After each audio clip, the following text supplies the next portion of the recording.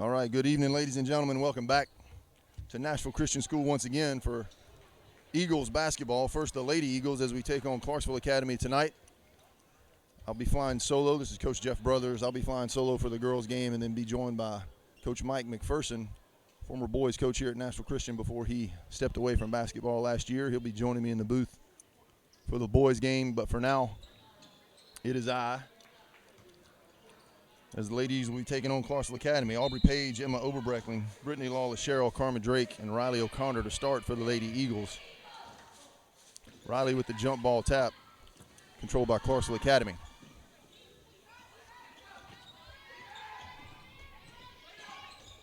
Clarksville Academy's got a very revamped team, a talented team. They've got some new girls in the lineup this year in the last couple of years, and present quite a challenge for our Lady Eagles as Emma gets control of the ball but pivoted with a foot on the baseline and so turns it back over to Clarksville Academy. So one turnover already for the Lady Eagles in the first minute.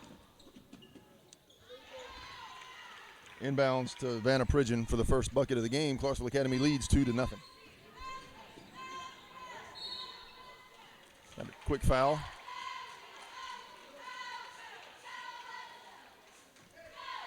I believe that was on 14. Ashley Roberts, her first, team first.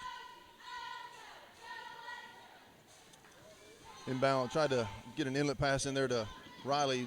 Bounce pass probably would have gotten the job done a little easier for Brittany. She'll learn from that. But good job trying to feed the post inside. But a turnover and then a quick bucket for Clarksville Academy extends the lead to 4-0.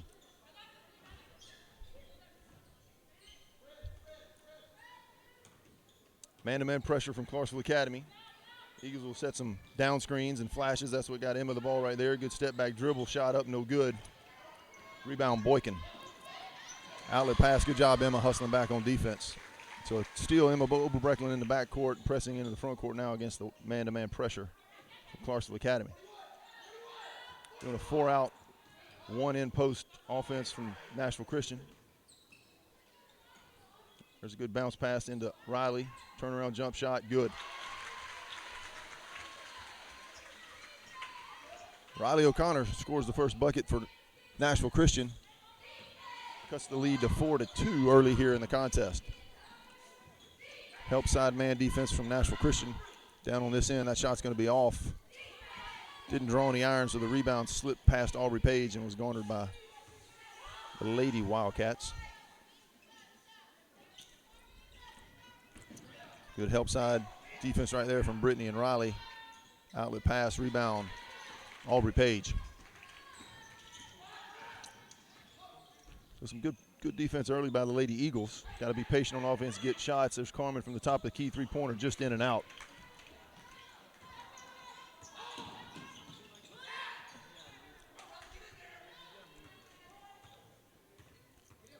Man-to-man again from Nashville Christian. Clarksville Academy just tries to work them all around the perimeter. Another turnover, an unforced error. Boykin turns the ball over. So I think, by my count, that's 3 turnovers that we have forced on our defensive end, which is a good start for us. Hopefully we can keep that up and keep the pressure on them to move the ball around and make some errors, some unforced errors. Riley across. Don't want to pick your dribble up right there across the half-court line. The timeout, Nashville Christian.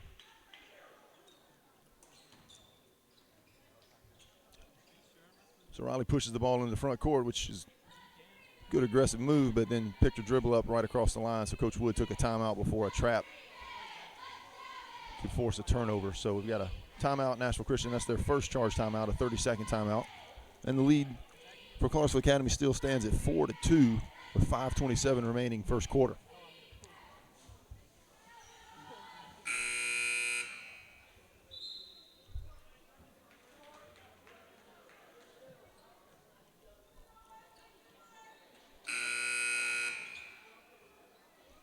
Corbin and Will helping out up here in the booth. Appreciate you guys showing up on a Friday night to do your work up here with Coach Brothers. Hanging out. 5:27 first quarter, 4-2. Clarksville Academy is going to be Lady Eagles ball on the side. Aubrey Page to inbound it. Bounce pass to Brittany.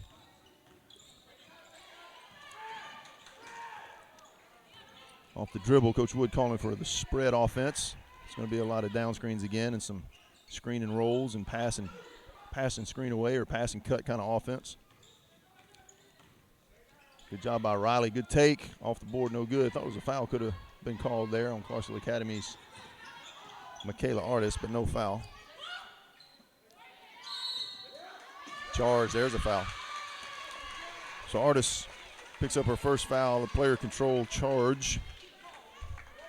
Good job by Riley establishing position and holding her ground. So 2 fouls already on the Academy.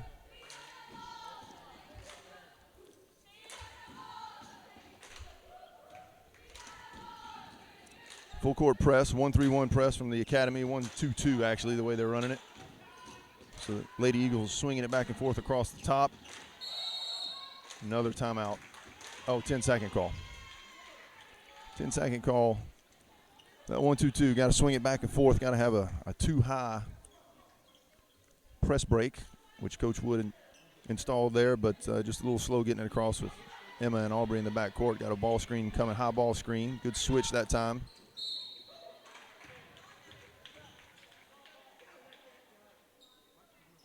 Court foul is going to be on Carmen Drake, her first, team first. Going to be 2 shots, and at the line for the Academy will be Ashley Roberts. Shooting 2. First shot up and good.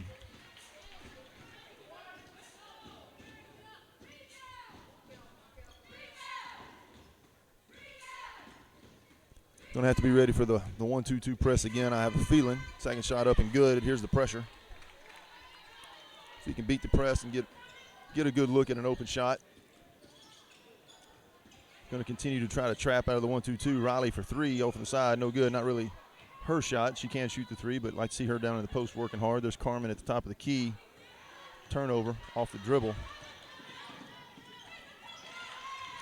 Diamond Bryant goes the length of the floor for 2 points. 8-2 now, Clarksville Academy.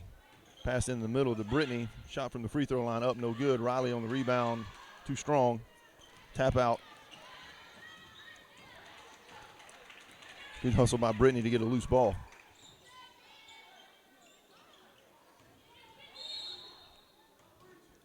Going to be a foul on the Academy. Number 13, that's Vanna Pridgeon. Going to be her first, team third. Substitution in, Macy Pazik, Cammie Bishop in for the Eagles. Riley and Aubrey going to have a seat, get a break. Cammie did inbounds here to Brittany. Got to generate some offense and get some good shots. I think working the post is a good idea. Draw some fouls down there, get some shots maybe at the free throw line. Some pressure man-to-man from the Academy. Ball screen from Macy. Carmen can't quite get off of that to make a shot. Good inlet to Brittany right there in the paint. Turnover. Hate to see that, but got to figure out a way to beat that man-to-man, collapsing man-to-man defense. 3-point shot, no good. Rebound up and good. No good. And a jump ball. Good tie ball situation right there. Cammie Bishop recognizing the ball there in front of her face and ties it up. So 2 good looks from the Academy, but 2 misses. Keeps the lead at 8-2. And again, the 1-2-2 full court trap and press. And we get a travel call. Carmen tried to split the trap right there and step between, but wasn't able to do so. And Drugafoot was called for the travel. Some substitutions from Clarksville Academy. Still Brittany Lawless, Cheryl, Cammie Bishop, Carmen Drake, Maisie Pazik, Emma Overbreckling on the floor for the Lady Eagles. 8-2. 3:08 to go in the first period. Man-to-man again from the Lady Eagles. And a stacked front from Clarksville Academy.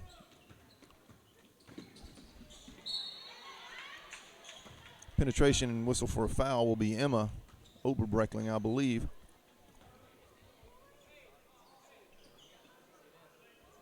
It's going to be Emma's first, team second in the first half. And it's Ashley Roberts back to the line for free throw. First shot up and no good. So 2 for 3 for Ashley in the first quarter here. Get a second attempt to extend the lead. And we've got to find some good press break opportunities, create some open looks on the offensive end. That shot up and good, so 9-2. Clarksville Academy over Nashville Christian. Good job. That's a good press break right there. Shot just a little too strong. Good rebound, too strong. We've got to take some good shots at the basket. Had 3 good looks right there at point-blank range and just weren't able to get the right touch on the ball. And we've got a carry called on Clarksville Academy. Carmen's limping. Looks like she got a knee to the knee or stepped on a foot, maybe twisted an ankle, so she is a little bit hobbled right now. Lizzie Lacey checking in for Carmen as she sits down. She's grabbing her ankle. Looks like she stepped on somebody's foot maybe and got a little bit of a tweak.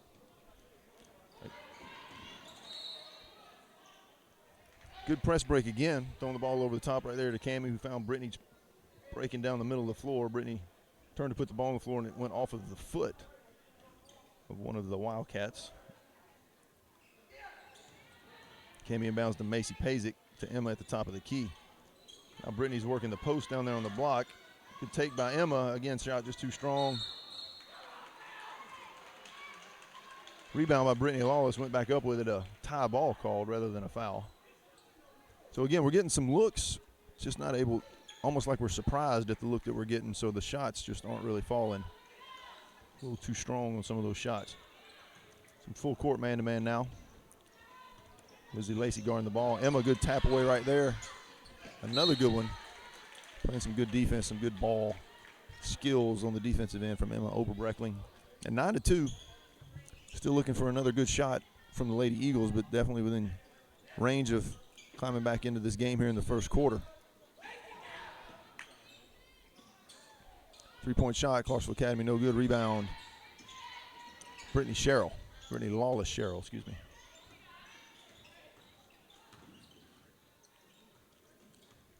Brittany can't handle the ball. She's a girl who can play really any 5 positions, can post up, can handle the ball out front, can take shots off the dribble, set shots. Macy on the penetration, kick out to Emma for 3. Good. That's what we needed.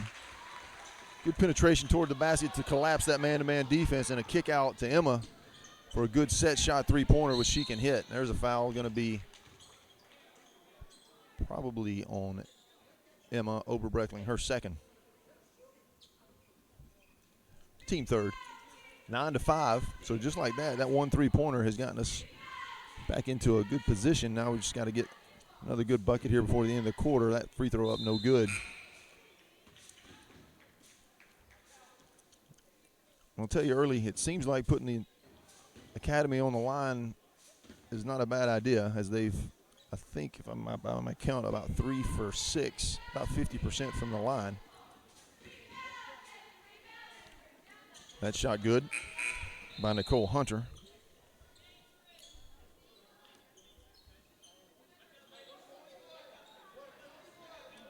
Some substitutions now. Kaylee Mothershed, Aubrey Page back in the game. Kaylee Mothershed checks in for the first time. Riley O'Connor back in. Lizzie Lacey and Cammie Bishop on the floor. So see about breaking this press again. Swing it to the inbounder all the way across the floor to Riley. That's a good job taking it down the floor without picking up a dribble. Good job. Good ball movement there. Kaylee just wasn't quite ready for the pass. I believe somebody might have got a hand on that. A bounce pass again there would have been more advisable from Cammie. But the right idea. There's a good block by Riley. Press the transition right here. Tap away, steal. Got to be careful crossing that ball over in front like that and protect it. Aubrey's got to do a better job of that. Boykin has quick hands. There's another tap steal.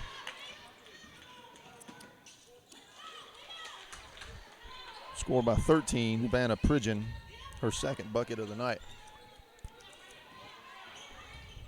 Right here's the point where we've got to get a good swing pass, which we did. Riley down off the dribble. Good penetration move right there. Shot, again, just throwing the ball toward the basket, not trying to make the shot, and it didn't go in.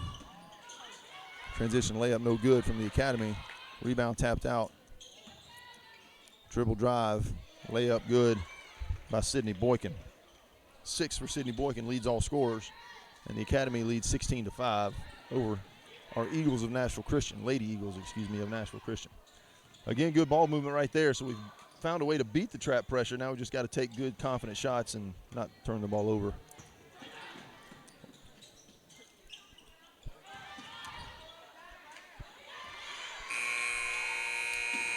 Boykin with a buzzer beater right there for her 8th point.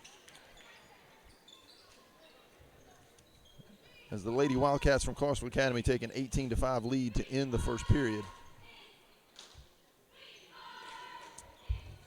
For the Lady Eagles, Emma Oberbreckling has a 3-pointer and Riley O'Connor with a 2-point bucket. And we've got to score more than single-digit points in the quarters if we're going to hang into this one. Clarksville Academy has a good team and can score a lot of transition baskets, as you've seen. Create some turnovers with that 1-2-2 trap pressure, some tap-away steals, and then that converts into breakaway layups. We did a good job moving the ball as the quarter played on, but we didn't do a good job of taking care of the ball when we had it in our possession. So got to do a better job of that. I know that's what Coach Wood is imploring the girls to do here in the second quarter. And again, girls basketball, it's a game of momentum. We can take care of the ball, create some turnovers as we did early in the game, give ourselves some good looks in the offensive end, which we've had some good looks. We just haven't been able to really take a good fundamental shot at the basket, almost as if we were surprised to be open and have the shot. And so the ball just comes off kind of in the direction of the basket without a good follow-through and a good touch to get the kiss off the glass and make the shot. Lindsay, Kaylee Mothershed, Riley O'Connor, Cammie, and now Tolly Boone in the game for the first time for the Lady Eagles. That shot by Riley, a good turnaround. That's a shot she likes to take, and that one just didn't quite fall. Good job to see Riley working the high post right now. Tolly Boone swinging through the baseline, looking inside as well. So, again, good ball movement. Good idea right there from Cammie. Again, bounce pass, bounce pass. Bounce pass is a better option. But a turnover bucket again from the Academy. That is Diamond Bryant. 20-5 now, Clarksville Academy.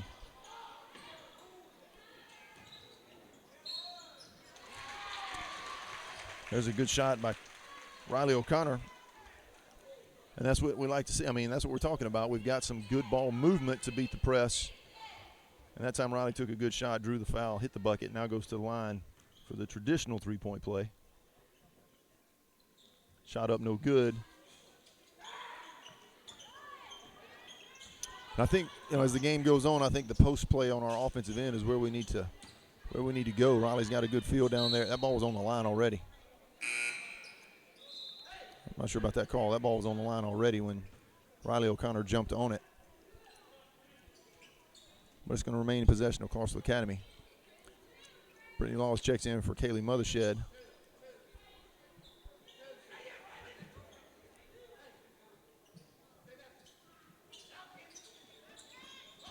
Good tap away steal on the inbounds from Riley right there. Out to Cammie Bishop. Foul. That's what you get a lot of times. That was foul on number 5, Jaden Adolphin. I think she was the one that threw the ball in. Frustrated as she threw it away, came down the floor and got an immediate foul. 6:52 to go in the half, 20-7. Wildcats lead the Lady Eagles. Again, going inside to Riley. I think that's the right idea. Riley's got the ball in the post. Good dribble penetration, shot up, draws a foul. I think that's the way to get back in it for us. Play good defense, take our time, and get the ball in the post on offense. That foul's on number 5, Jaden Adolphin, her second, team 6th of the half. Riley O'Connor sent to the line, shooting 2. First shot up, too strong, no good. Carmen Drake checks in. And for Clarksville, Shay Kahn.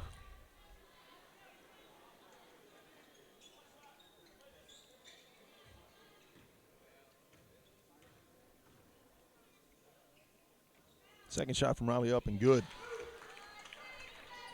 So Riley leads the scorers from Nashville Christian with her 5th point. Emma added a 3-pointer for the 8 that we've scored so far. We got to get some offense generated again through the post and play good defense. We're in a 2-3 now. coming out of the man pressure from the early first quarter. Now we're in a 2-3, forcing some shots over the top, and that's a good job because looks like that's not what they like. Their buckets came from penetration layups, transition layups, so forcing them to shoot outside is what we want. Carmen turns the ball over, and here's one of those transition situations again, and that's an easy 2. Vanna Pridgeon, her third basket. I'm pretty sure that's her third layup off of a turnover. So it extends it to 22-8. Lady Wildcats over the Lady Eagles from Nashville Christian, and we're just making some unforced errors, just some easy turnovers, just dribbling the ball out in front a little bit and allowing the hands of the Lady Wildcats to tap the ball away, and then that creates transition layups, which we are we're not going to be able to push back into the game like that. So take care of the ball. When we get the ball to the post, we've had a chance to get some looks, draw some fouls. That certainly seems to be the way to go. And we've beaten the press. Here comes the one. Now it's a 2-2-1 press. Same idea, though, same principles, some trapping. Down the sidelines, try to force the ball down the sidelines, create the trap, cut the throw to the middle. So we're doing the right thing here, swinging it back across the top, making the defense move, and then you can create some passing lanes. Ball thrown out of bounds off of the foot of Ashley Roberts. Eagles ball in the front court, 6 minutes now to play in the half. Good pass over the top that time by Brittany. Ball tapped out of bounds. Good idea, though. Riley had the girl posted high on her hip toward the ball, so Brittany threw it over the top.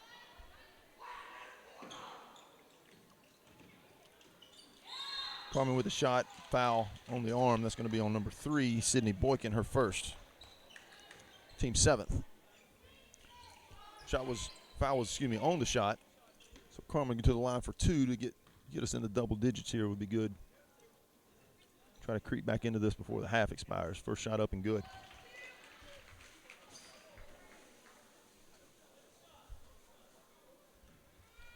Carmen's first point, she's usually one of our main scorers, so we got to get here going. Second shot up and good. Substitution, that's just to slow the ball down a little bit, I know. Coach Wood wanted to get Emma Oberreckling in, certainly she's been playing good defense, but also to force Clarksville Academy to take a break and not push the ball in the front court before we're ready in our 2-3 zone defense. Again, I like the change, try to force the shot to go over the top. Jump shot going to be strong, no good. Riley with the rebound. So, again, I think a good change for the defensive call right there for Coach Wood, putting us in a 2-3 zone. Clarksville Academy certainly doesn't seem as comfortable running their offense against that 2-3. Would much rather see a man-to-man where he can get some ball screens and some penetration layups. Riley in the paint, turn transition shot, no good. That's going to be on Khan. Number 11, her first. Team 8th of the half. I'm telling you, that's one thing we haven't done well. The score is 22-10. We haven't really been able to press back into it, but we've done some good things, made some good adjustments, some good calls by Coach Wood to get us working against the 2-2-1 press and the 1-2-2 press. First shot by Riley was up and good, by the way. On the offensive end, the good ball movement, just some unfortunate turnovers off the dribbles. And the offense running through the post, which seems to be the way to go. Another free throw up and good from Riley O'Connor. So 7 points for Riley, 12 for Nashville Christian. Cuts the lead down to 10, the 2-3 zone again. You're going to see if we can force some uncomfortable shots from, there you go. That pass down inside off the hands. I'm going to say it's off of Nashville Christian. But number 13, Vanna Pridgeon, mishandled the pass, and it just happened to glance off of Riley's hand as she tried to get possession. Pridgeon for shot again, no good. Kahn with the rebound. And a tie ball. Oh, she's got to travel first. Good call. I like that call. Carmen tied it up, but official made the traveling violation call instead.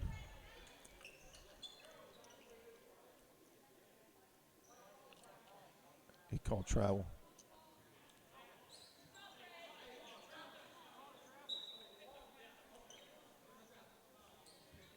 Some confusion from the officials. One signal tie ball, the other signal a traveling violation, and the third official was trying to change possession error. There's a good pass again. Good job by Brittany breaking into the open lane.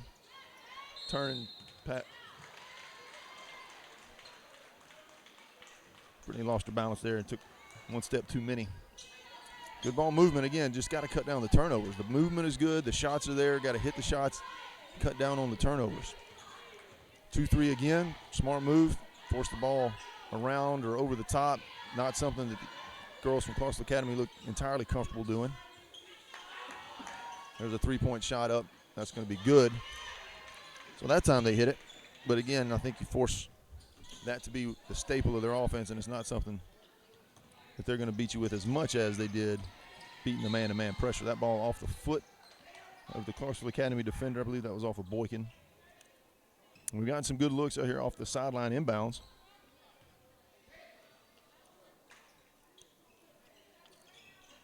There's the post again. Get in front. Riley's got, that's a good bounce pass. It was a little close to handle, but good job by Riley. Handle it, kick back out to Brittany for three. Good.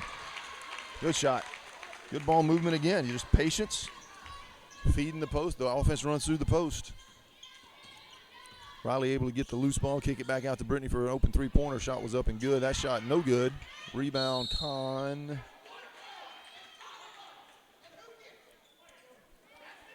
.14, that's going to be on Brittany. Her first. Only the team fourth, so we're in a good situation there. Just got to get that rebound.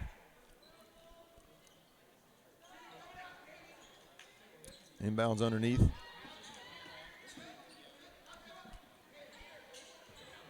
Two, three again. That long-range shot, no good. We want to force those shots as many times as we can. Transition, Carmen now into the front court, finding Brittany on the right wing. Good penetration move there. Kind of forced a shot, but got her own rebound. Once again. Shot was up, no good. Rebound, Clarksville Academy. Into the front court, 3.5 to play here in the first half of the ball game. Shot up, no good. Rebound, Riley. I like what we're doing on defense. Those are not shots they look comfortable taking. They did make one, but one out of the last 5 or 6, I think. So we'll take those odds as the game progresses. High ball screen right there by Riley. Doesn't produce anything for Carmen. Swing pass to Brittany. Shot up too strong. 25-15, 10-point lead. That pass over the top, we can't do that. There's the transition layup. That's how they're going to beat us. Got to get back on defense and force those shots from the perimeter. Pass in the middle. Don't be lazy with the ball, Brittany.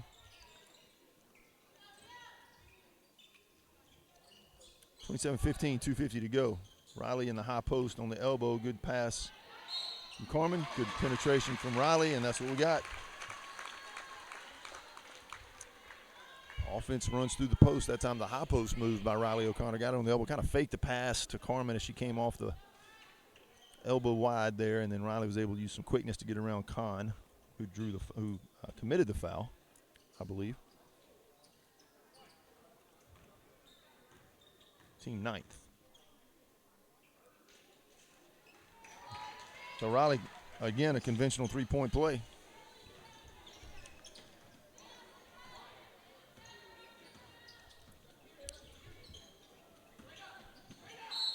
That's all right. Again, good defense, forcing an uncomfortable shot, but unfortunately got a hand on the wrist for the foul.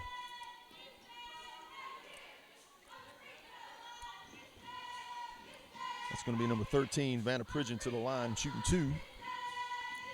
First shot up and good.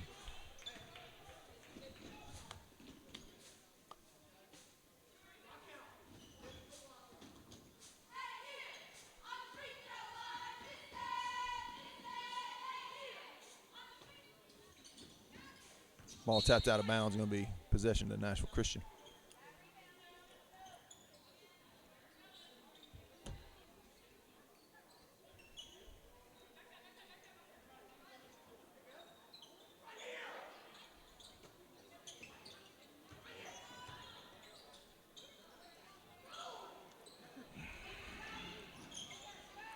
Unfortunate pass there. Tried to get it down the floor to the middle, but a little too strong. Turnover again.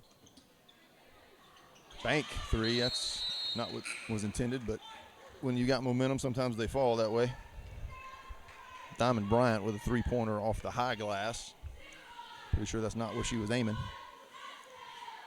But nonetheless, it counts for 3 points, and it's 31-18.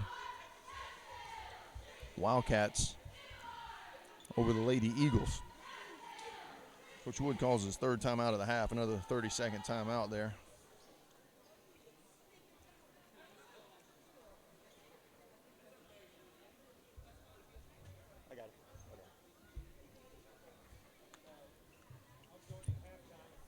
Coach McPherson has joined the crowd. Unfortunately, has not joined the booth yet. Saving his voice. He's really excited about his opportunity. First time in the booth for Coach McPherson since his retirement from basketball here at Nashville Christian. Been really saving up for this. I know preparing a lot of things for the listening audience. Going to take over the play-by-play duties so I can sit back and relax and let him do all the work.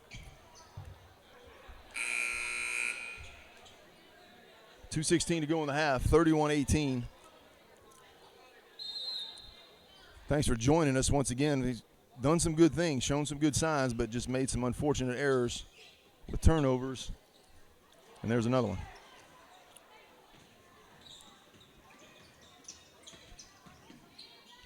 Good tap right there by Carmen. Good hustle on the defensive end. The 2-3 still, I think, the way to go. There's the travel. Change her pivot feet. 2 spins.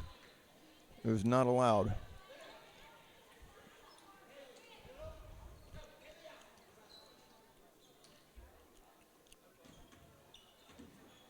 Lizzie Lacey with the ball.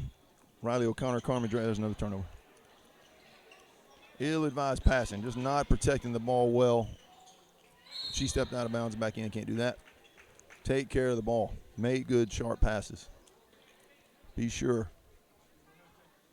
And that's what Coach Wood is telling the girls. So Aubrey Page, Lizzie Lacey, I was saying, Carmen Drake, Riley O'Connor, Kaylee Mothershed in. Back to the top, down to Kaylee in the back court, keeping control there, good. Good swing, into the front court, keep your dribble. Travel. Turnover is a sign of the times for Nashville Christian here in the first half.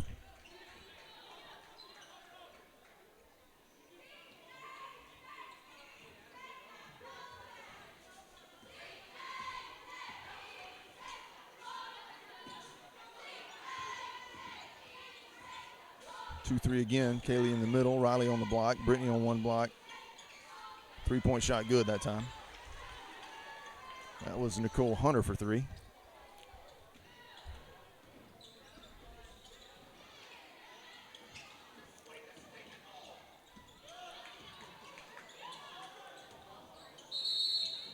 Tie ball. Just not doing a very good job of taking care of the ball. Turning and facing the defenders and dribbling right into the face of the defenders creates turnovers. So we got to do a better job taking care of that. Coming out in the second half. 1 minute to go in the first half now. 34-18 the lead.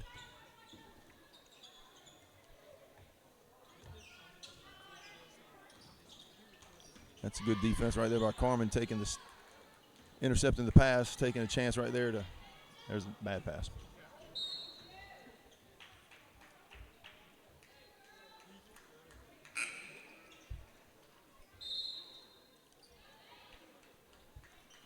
Got to throw good passes. Got to take care of the ball. When we have the possession in the front court, we've been able to generate some looks in the post, but just sloppy ball handling has been our downfall.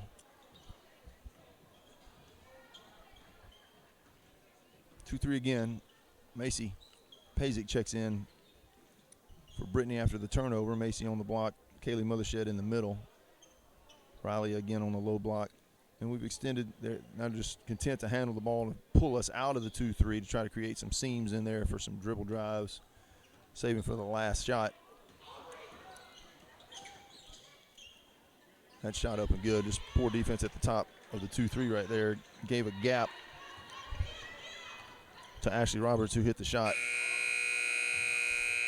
And that's going to do the first half. 36-18 as the Clarksville Academy Lady Wildcats have doubled up our Eagles from Nashville Christian. I will say the second quarter from a scoring standpoint better for us. But still too many turnovers. Too many transition baskets given up. So some first half stats coming up. We're going to take a break right here, and then we'll be back to join you here shortly.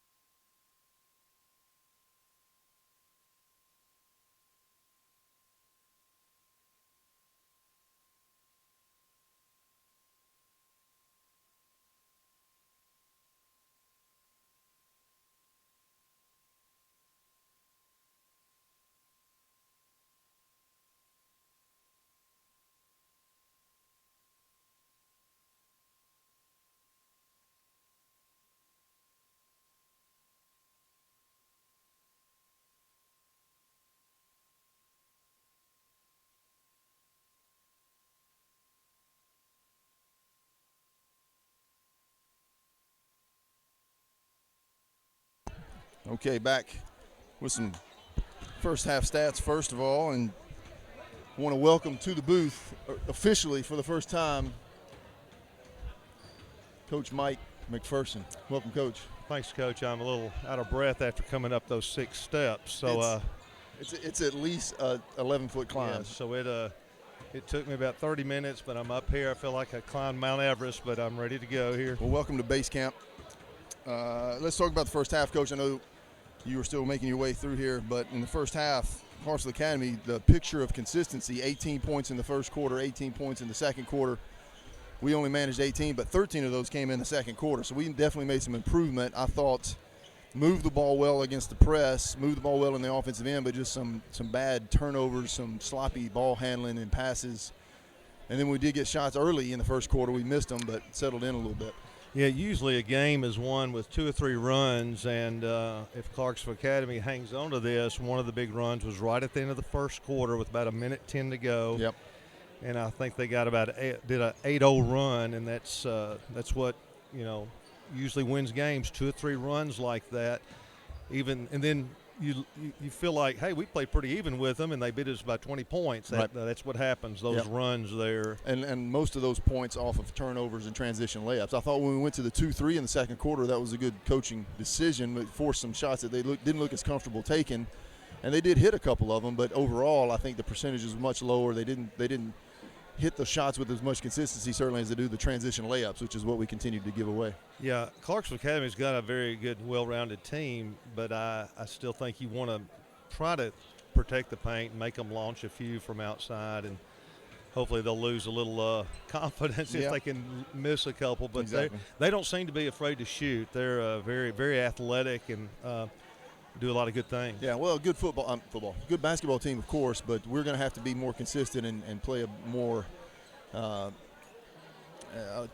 turnover-free second half if we're going to climb back into this. As far as scoring goes, Emma Overbrecking hit a 3-point shot. Brittany Lawless-Sherrill hit a 3-point shot. Carmen Drake hit 2 free throws. And the leading scorer for the Lady Eagles was Riley O'Connor with 10 points in the first half. For the Clarksville Academy Lady Wildcats, it was Sydney Boykin with 8 points. Diamond Bryant leading their team with 10 points.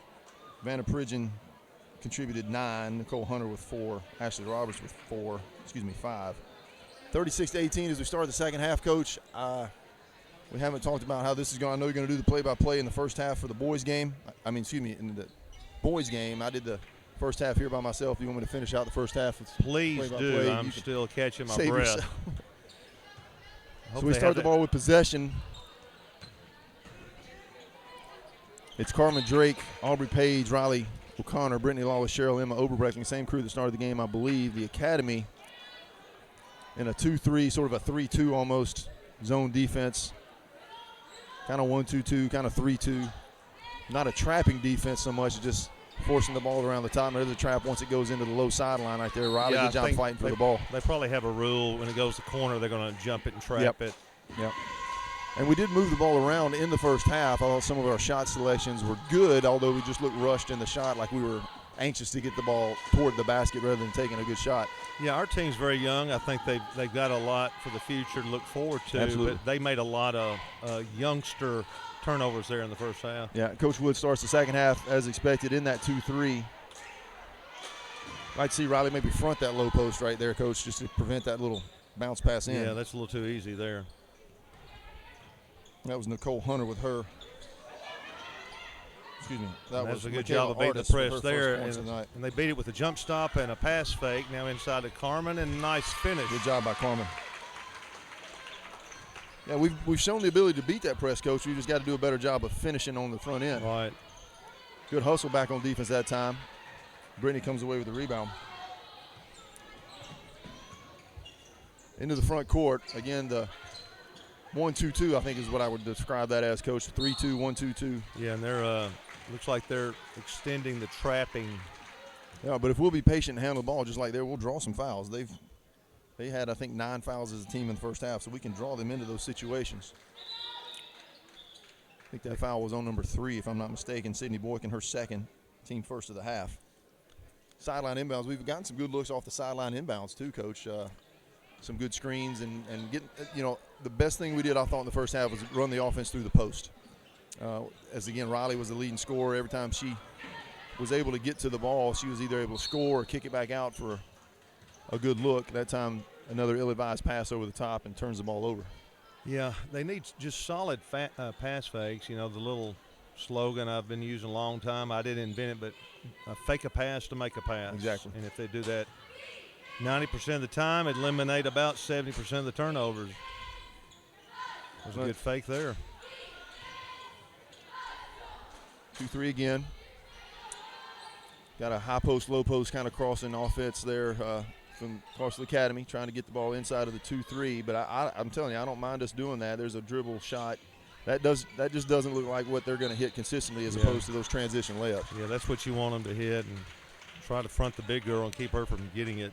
And I tell you, I think you can see some of the frustration in the first half. After a turnover, they tended to come down and get a frustration foul. That time they take a shot that they don't really like. The ball goes over the basket. They get a frustration foul. Yeah, that's a symptom of a young team. You know, they're going to be okay in the future.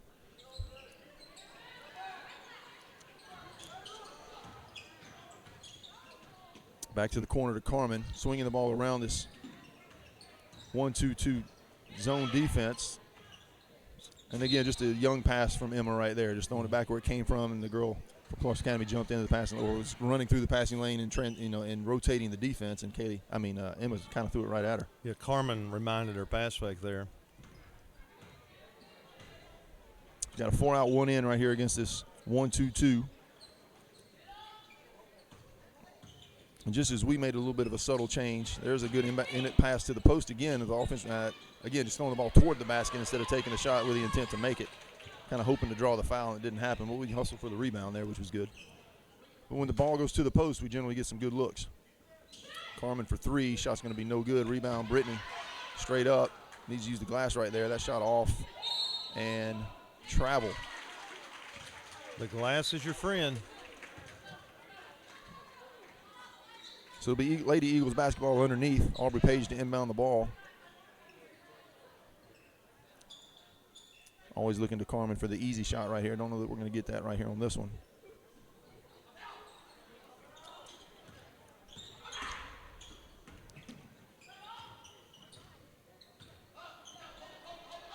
Now we got some man-to-man right here, so it looks like we should be able to get some ball screens. Again, get the ball down inside, let Riley post up down there.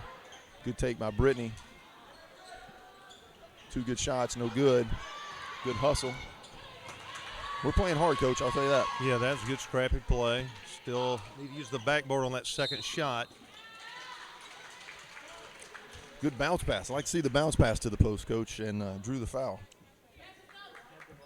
The foul is going to be on Michaela Artis, I believe her third. Team's second of the half, third of the half. Again, you know, we've played somewhat even with them here. It's just those couple of runs. There's a nice play.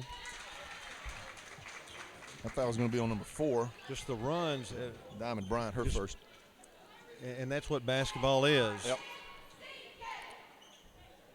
Well, and the runs could have been in our favor if we hit the shots that we were able to generate. You know, that we kind of stay with them there, and when we miss, they come down and hit. That creates the run.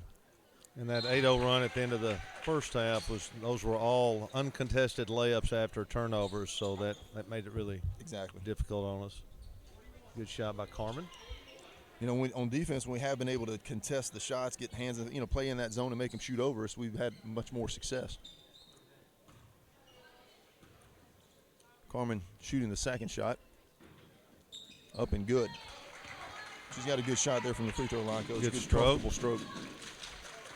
38-22. Again, doesn't feel like we're that far out of it. Exactly, yeah. It just has the feeling of it's kind of an even game for a while, and again, we force an outside shot, nice board.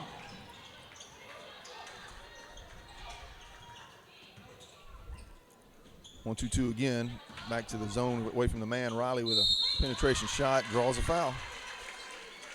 I'd like to see Riley develop a little baby hook there. That'd be nice. Then she won't have to go all the way across the lane there. A foul. I think they called that on who? Couldn't see it. Riley free throw up and good.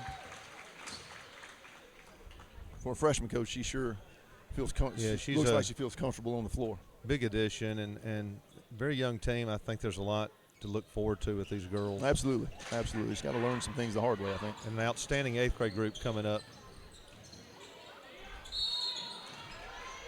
Okay, I like that foul. Just make sure that shot doesn't have a chance to go in. You committed yourself to get in there and stop the shot. Good foul. Riley's second, team first of the half. And 15-point games kind of stayed right there. That's where it's been since the first quarter. Yeah. It was 18-5 at the end of the first quarter, and it's kind of been that kind of game all the way since. And the crowd acknowledging the first point of the second half. Yeah.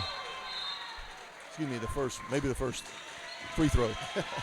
And there was some type of that girl has accomplished apparently some type of maybe her 1,000th point. Is that it? Some sort of landmark, it looks like, for sure.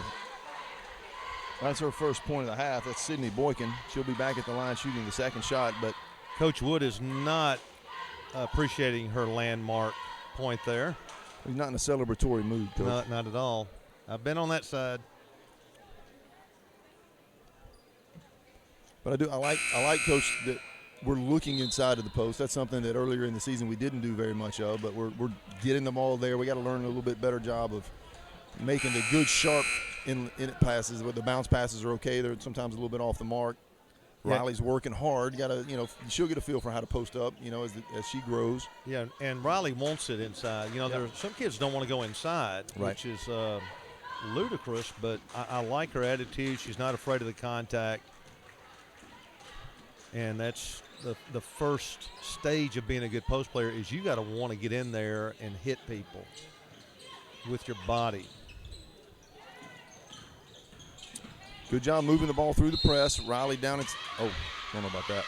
A bit of a flop right there, but again, moving the ball through the pressure well, getting the ball down into the paint and getting a shot. Just not entirely an intentional attempt to finish the shot in the back, just sort of throwing the ball up there toward the basket, trying to draw a foul. Yeah, I know my players would get sick of hearing me say jump stop, but at the middle school and high school level, I think it just avoids a lot of turnovers and bad shots with a jump stop. Yeah, well, just balance. Just come to balance. And again, watching NBA games, those guys don't need to do a lot of jump stopping. No, they're going to go into the lane and slam it. Right. But at our level and younger, the more you do the fundamentals, I think the more success you're likely to have. Again, the 2-3. Riley had to sit down with her, picking up her third foul here early in the half. That shot up and good. That's Boykin again. She's their scorer, you can tell. Nice penetration. She likes to put it on the floor. Foul's going to be on Boykin. I think by my count that's her third. It's going to be the team sixth already in the second half. So we're quickly moving to a bonus situation. Moving towards a bonus situation. And will be such on the next foul. So 42-23, 3.5 to go here in the third quarter. 1-2-2 full court trap and press. Good pass that time over the top by Carmen. She can certainly make those passes. Now I want to settle into some offense here on the front end. Now we don't have any post in there right now, Coach. Yeah, we're 5 out. Interesting to see what we'll do here. Pass and cut. That's what you got to do. If you're going to not have a post, you flash into the high post, and that's a good way to get a shot. Coming in from behind, flashing where the defense has their back to you. Yeah, don't see you coming. And that was a nice cut and then pass. I think that foul was on 13, Vanna Pridgeon. I think. I'm not able to see what the referees are showing on their hands as they look at the tape. I'm not helping you much with stats here. No, you're not. You're not helping at all. Still, in fact, so thank you for nothing. Got the defibrillator hooked up right now to calm this heart rate. Carmen hit the first one. She's going to take her second free throw here. No good. 42-24. Open three, that time shot, no good. Going to get a foul call on Brittany. What people would classically call over the back. There's no such thing as that anymore. I guess it's just a push. Yeah. It's funny to hear people in the crowd yell, over the back, and it's not a call anymore. Guess I'm showing my age. Designated with the referee showing the push sign. Yes. That's Kahn with a three-point shot up and good. her first points of the ball game. Yeah, this is where you want to avoid this little run that we've been talking about. Yep. You know, you've kept the game kind of even for a couple of quarters. Look down. Let's Look down. stop the bleeding here. Look toward the basket on the catch right there. Might have had an open shot from Lizzie. 5 out again. Going to pass and cut. No, there goes Kaylee down into the block. Pass and cut. Like you said, try to slide in behind the defense when they're not looking. Good pass fake right there by Carmen. Penetration shot, no good. Brittany with the rebound shot, no good. Got a good shot. Got a good look. I thought it was pretty good movement and cuts there. Yeah, Con for another three-point shot, no good. Again, I don't mind seeing them shoot the ball over us like that. I haven't felt that as much as I have just their transition layups, and that's how they've gone on their runs. Yeah, when you're a little bit outmanned physically, protecting the paint, make them launch it. Shot by Kaylee Mothershed, no good. Brittany working hard, and I mean, she's really hustling tonight. Got the rebound. Lizzie Lacey for three, good. Nice freshman look there. Bottom of the net. Young folks call that wet now, Coach. That was wet. Yeah, it's John Ward said bottom, you know, for 30 years.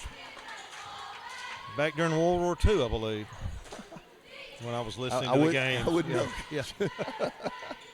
Just seems like World War II to me. That three cuts it to 45-27. Nice. There's a dribble penetration. Just got to move your feet there. Prevent that. Kind of standing around and got caught watching the paint dry. Here's our little run we're talking about. I'm trying to avoid.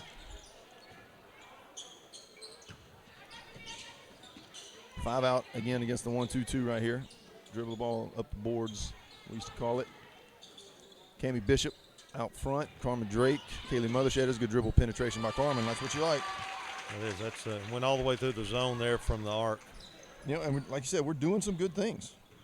We really are. It's been a lot of unforced turnovers that are really the difference in keeping this game down to 5 or 6 points. Exactly. And really being able to stay with a really good team. And we're sitting at 29 as the quarter winds down. I mean, 30 points in 3 quarters is about what we can do. I mean, Yep. we'd like to hit a few more of those shots, but we're not far off our offensive pace. Just cannot keep giving up easy buckets on the other end. Yeah, and so many easy buckets. This game is, could easily be, 35-29 right now. Yep. Down to 13. In the 2-3, we got a foul called on the floor. Not sure what we're going to get here. 10.2 on the clock. Lizzie Lacey picks her, I believe, her first foul. It's going to be the team's 4th of the half. 10.2, ball underneath. Like to see us pack it in right here and make them shoot the ball over the top of us. Don't get lazy here and give up a penetration move. There's a pass to the top.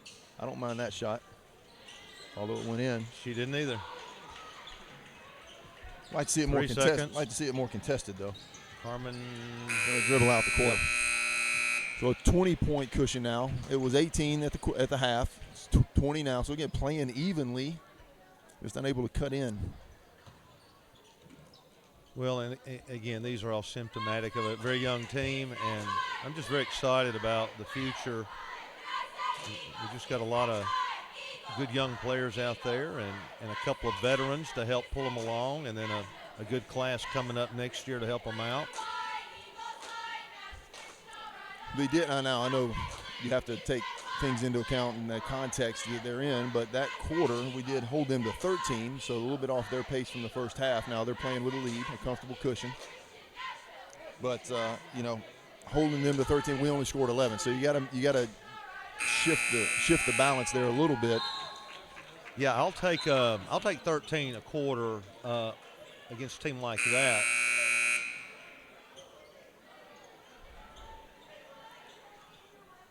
So we're starting the 4th here, Coach.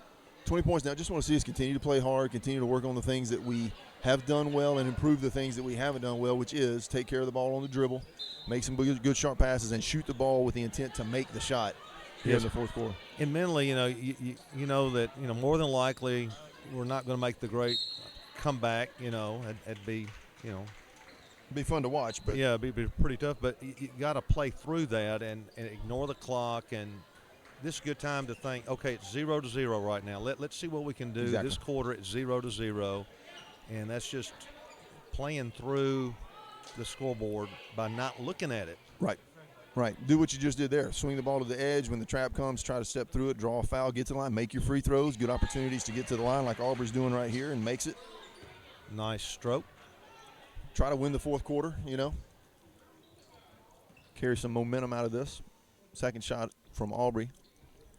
No good. Yeah, there's Brittany again. I'll tell Nice you, I'm position. really pleased with how hard Brittany's playing. Now, she can't get frustrated here, but she's playing hard. Got great position, but we didn't get back. Emma Oberbreckling is going to pick up that foul there, but not willing to give up the easy layup, so we'll take that. That's going to be Emma's third.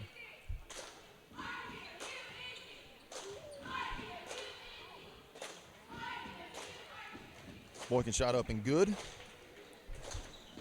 7:41 to go in the game. Still a 20-point lead for Lady Wildcats. Boykin's second shot up and good.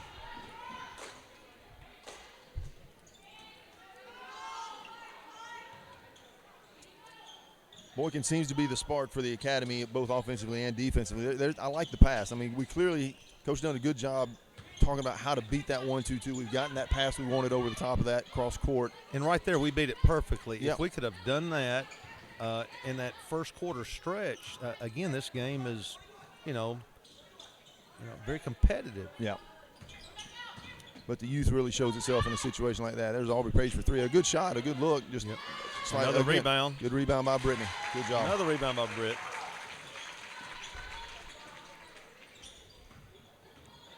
On her fifth point.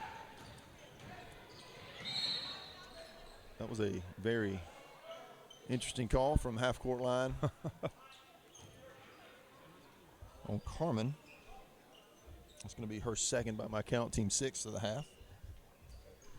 So it's going to be an inbounds opportunity underneath.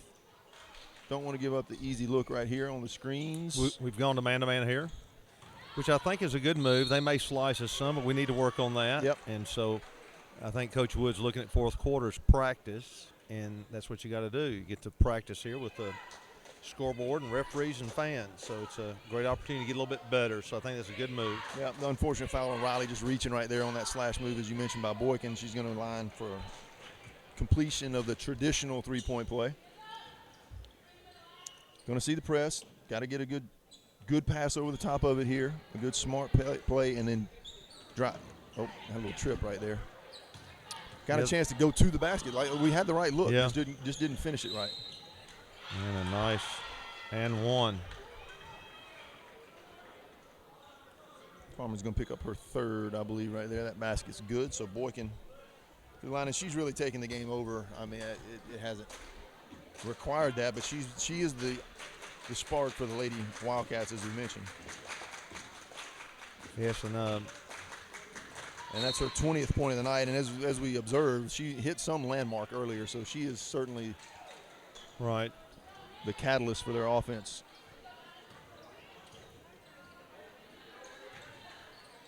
Still Aubrey Page, Carmen Drake, Emma Oberbreckling, Riley O'Connor, Brittany Lawless, Cheryl on the floor for the Lady Eagles. good pass fakes. I like that. I like to see the pass fakes.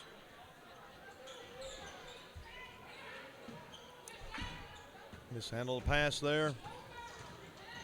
Again, quick turnover. We did hustle back on defense there, though, Coach, so we haven't just given up the ghost right here.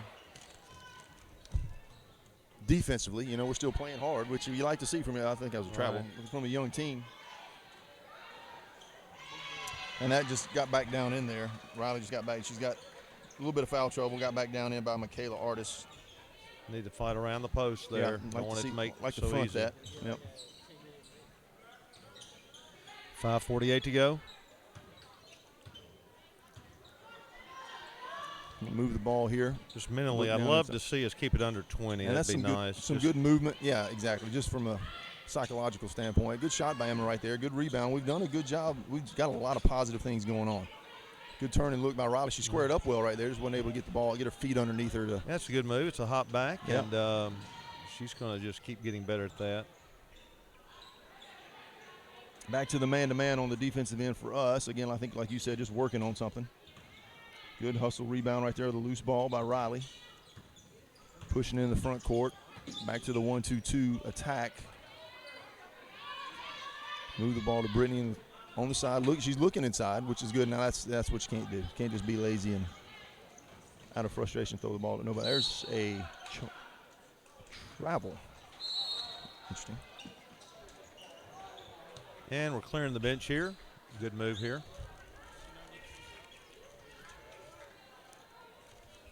.455 to go.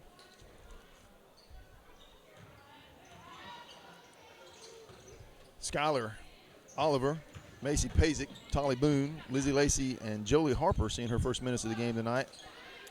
And, you know, again, good opportunity for these girls to work against some things from another team. You know, they work in practice usually as the scout team for our offensive and defensive looks, and now they get to play against somebody else and work on their skill sets, work on their ball handling, their passing. Macy getting back down in there again, and that's going to be a tie ball situation. Good hustle. Possession to the the Lady Wildcats of Clarksville Academy.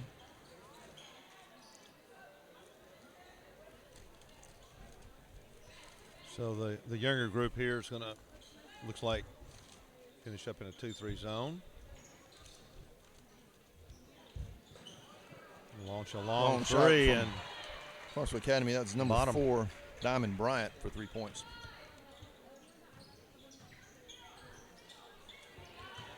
The Academy staying with that 1-2-2 full court press. Up 62-30. Look, I don't mind. It's 62-32, and some people would say, you know, why are they doing it? Look, we need to work against it, so I don't mind. I don't mind to keep doing it. Yeah, exactly. It's a two-way street. First of all, it's not the other coach's responsibility to take care of us. Right. I never worried about what the other coach did. He's got to do what, you know, I've always said I've got enough problems on my own side to worry about. And the other thing our girls do, as you said, they need to work against it. Sure. And his younger girls need to be working on what they're going to do for the rest of their high school career. So, well, and like Steve Spurrier once said when he was beating people, you know, pretty badly at Florida, he said, look, I can only coach one team. Exactly. And it's not the responsibility. You know, again, it's different if it's 80-10 and you're playing against a team that cannot hardly walk and dribble, but that's not the case here. Right. This is our girls can, you know, they're big girls. They can take care of this. Best thing for our girls. And you can't ask them just to stand still and let us have easy looks at it. So some good work, Skylar, right there. Unfortunately, you got the ball taken away. But 2-3 again from the Lady Eagles. Macy in the middle, Tolly and Lizzie Lacey on the blocks. Skylar and Tolly Boone up at the elbows. Good job by Macy Pacey getting a hand in that shot right there. I want to thank my lovely wife, Tracy, for bringing us dinner here in the booth. It's Sonic. Yeah, I'm hoping they can't hear us chomping over the air. I'm really not worried about it, Coach. 30-point lead here, 3:05 to go. And both teams trying to gear up for the district tournament upcoming. And tell you, Clarksville Academy, I mean, they're a good-looking team. Good Pasture handled them quite well, but I can see them being able to play with Good Pasture on the right kind of night. Well, they can get some good you know, they play good pressure defense. They've got some, you know, tap away steals. Now we've kind of put the ball in their face and invited that, but they've shown the ability to get some tap away steals and some transition layups. And if you can do that, you can play against Good Pasture, you know, pretty well. Now what they're going to have to do, I think, do a better job of is hit their set shots, their jump shots. We've forced them into those situations. They've been kind of a 50% kind of clip right there, maybe even less. And for us, I mean, we have the kind of team who can play, you know, win a game in the tournament. I think Coach Wood was saying the other day we still have a chance at maybe a third place or fourth place positioning, which would give us a host game opportunity. Got a couple weeks left here in the regular season. We're excited about having senior night, coming home night, pink out night still coming here at the home gym. 3-point shot, no good. So some exciting events coming up even outside the basketball games. We celebrate the seniors, of which we have very few in the basketball program right now. Pink Out, where we raise money for the fight against breast cancer, and sponsor a family in our community in their fight. Good job that time by Tolly and Lizzie, pressuring the ball and forcing a turnover. And then, of course, coming home, where we'll crown a coming home king. Always a fun night. Good job by Macy getting the shot off. Want to be a little bit stronger right there and maybe square up and try to draw the foul. Yeah, I thought we flashed, we hit the girl. We just, again, need to finish with a good hard jump stop. Shay Khan with another three-pointer, her second three-pointer of the night. for a total of 6 points at the game.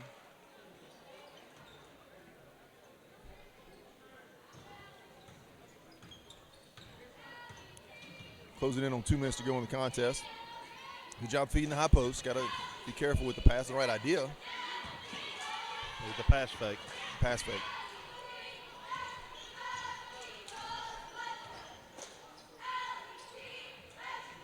Con with another 3-point shot. No good off the back iron. Good job by Jolie fighting for the rebound, and we're going to have a foul called on Clarksville Academy's number 5, Jaden Adolphin. I think that's her third.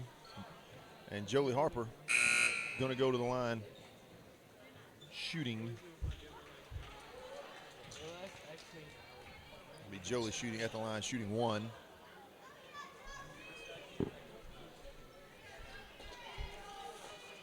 Well, I love this live streaming. I know 2 years ago when your football team was in the playoffs, I was in Thailand with my wife trying to get help for her, and 9,000 miles away, and we got to watch you live.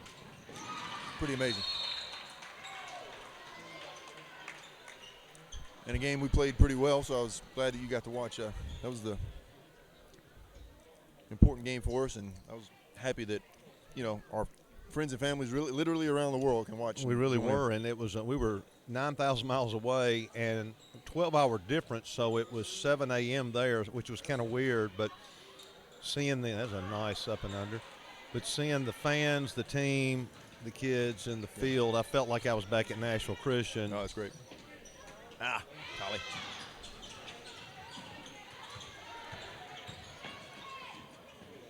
Collie Boone for 3. Good. Nice. So Tolly's first points come on a 3-point shot. Nice look, nice follow through, nice finish. Back to the 2-3 from Nashville Christian. Got a hand in Con's face, no good. Rebound Macy Pasek, good job. Good hustle by our girls out on the floor. 1 minute left.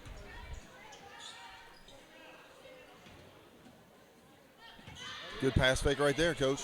Good ball fake, gets Jolie a good look on the baseline, and drive. There's a frustration foul. But she's in the stat book with a foul. You do get 5. Yeah. Get your name in the paper. Nobody does the paper anymore, Coach. Yeah, again, I'm I think I'm a little disappointed. The paper doesn't even include all of the stat lines from all of the games anymore. Yeah, things have really changed on all that.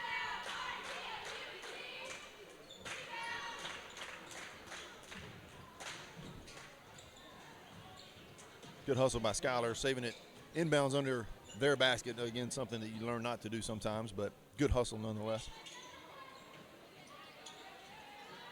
Good ball pressure from Skylar right there. We've extended the 2-3 out to the half court. It's all right. Skylar hustling right there. Well, I like her effort. I like her attitude. Picks up a foul. There again, Skylar in the stat column, picking up her first foul. Yeah, and I like them not just sitting back and letting the clock run out. You need to play. I'm not a big fan of the kids holding the ball the last 35 seconds, but I know it's a different time, and I know in the old days we went for a shot whether we were down or ahead, and didn't matter if the peach basket had a hole in the bottom or not. That's right. Yeah. A lot of outdoor games back then.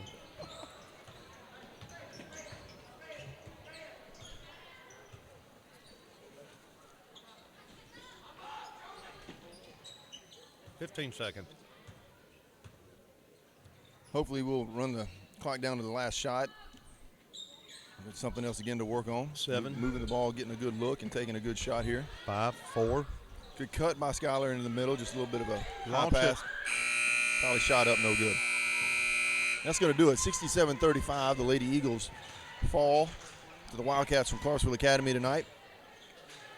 We'll be back with a few stats before the boys' game starts, but we're going to take this time to enjoy the Sonic cheeseburger and tots and a milkshake.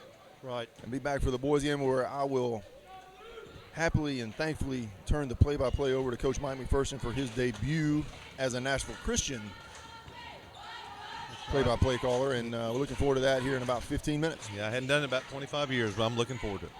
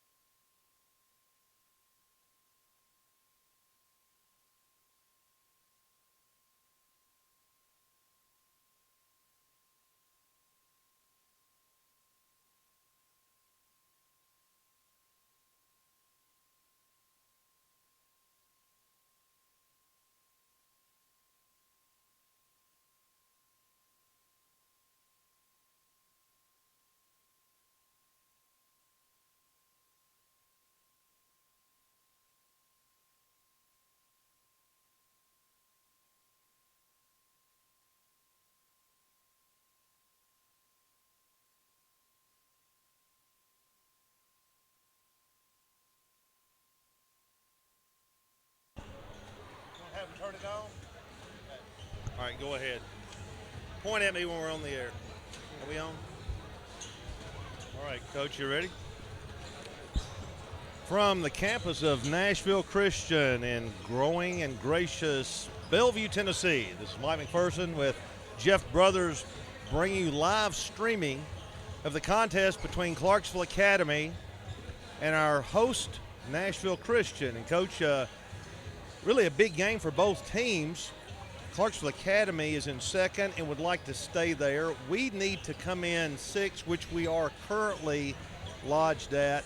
And so this game is not just a tune-up for the tournaments. It's kind of a good must-type win for both teams. It is, and so we ought to see both teams giving great effort tonight. Clarksville Academy, as you mentioned, in second place. They've got a good team. They've played good team basketball as the season has progressed. We have a young team, just as we talked about with the girls' game. We have only one senior on the team and a lot of guys that don't have a lot of varsity minutes coming into this season. They've played a lot this season, but a good opportunity for us to solidify some good team basketball as we get ready for the tournament, as you said.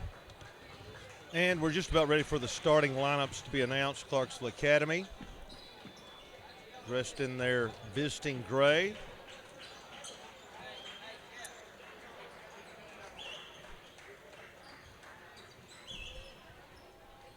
And they've had a good year. They're very well coached. Coach Matt Wallace done a great job with his guys. Yes, absolutely. And they've got some guys that have played together quite a while, not just at the academy during basketball season, but a lot of guys that grew up playing a lot of AAU basketball together. Coach Luce and, of course, Dave Luce, the elder Coach Luce, was at Austin Peay for quite a long time and has a great reputation in the city of Clarksville. And the Luce family, being at Clarksville Academy certainly draws some good basketball talent there to be under that regime. And we're having they're getting our attention, saying it's dead, and we can't do anything about that up here. That has nothing to do with me. Yeah, I think they need to turn it on, maybe. There it is. They just got it on. When you turn it on, it generally tends to work better. And we're ready for the starting lineups here. First of all, for our visitors, Clarksville Academy.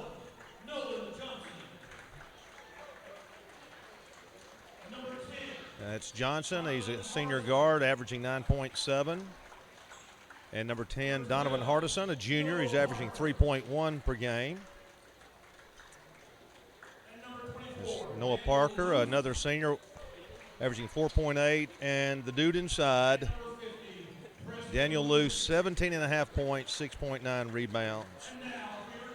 And the big man inside, Preston Moody, he is a senior also, averaging 7.6.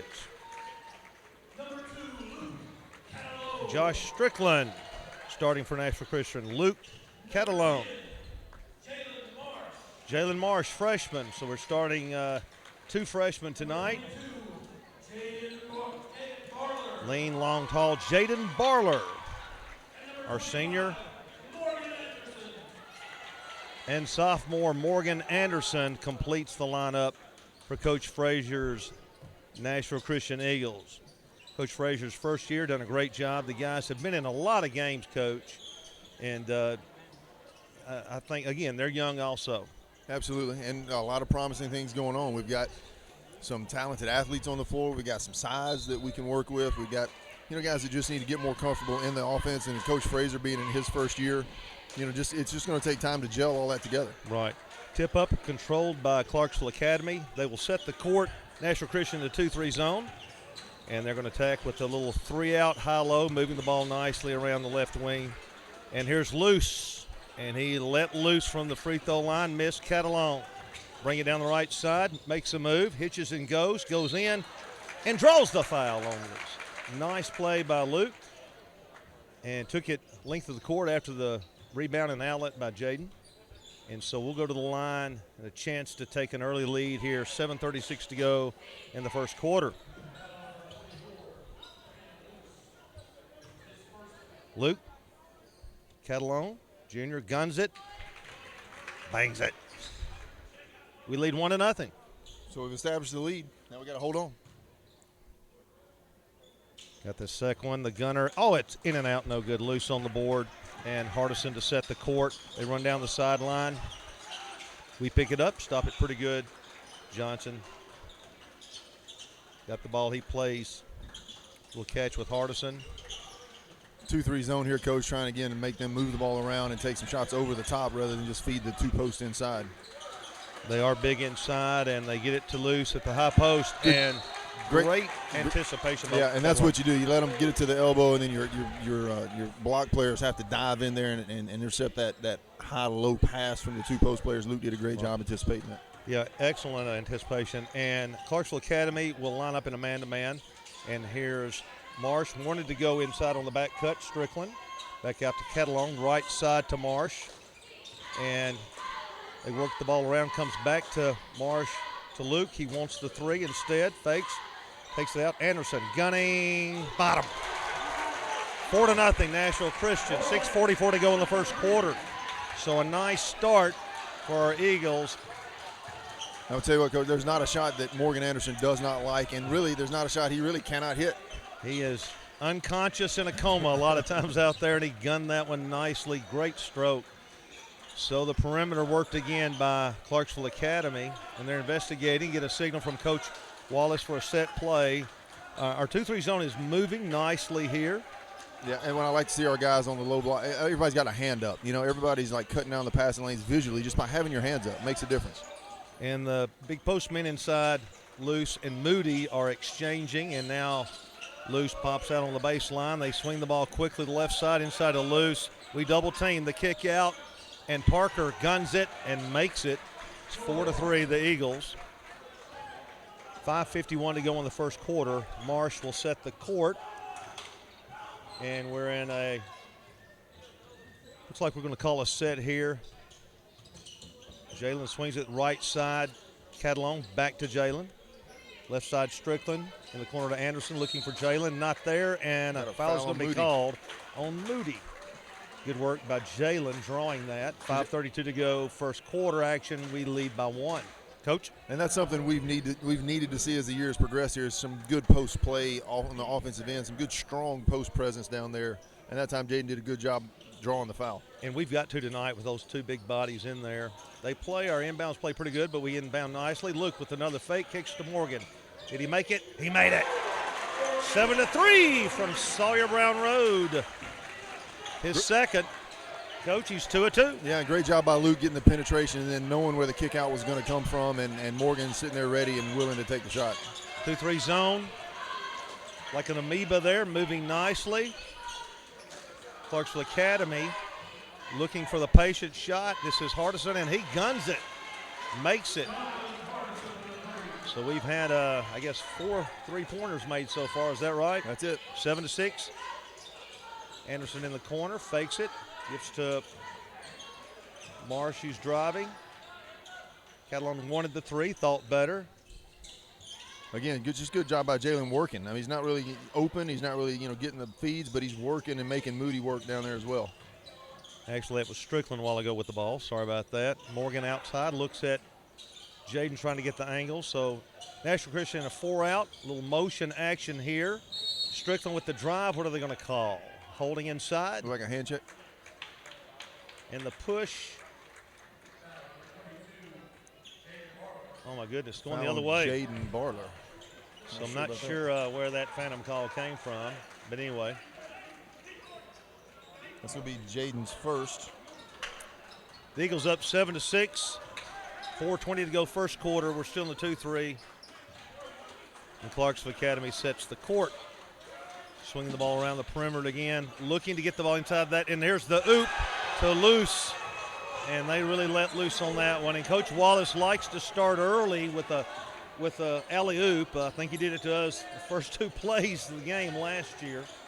Jalen with the Strickland handoff. They swing it nicely to Luke. 23-footer. Will be a little short. Jaden with a nice board and the hook. In and out. In and out. Luce with the board.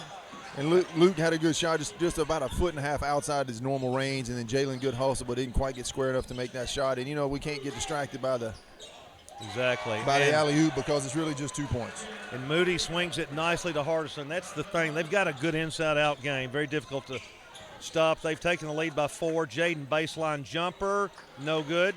Catalon with a nice rebound to Anderson to Jalen. Yes! So we've hit a few threes staying in this game. We're trailed by 1, 11-10.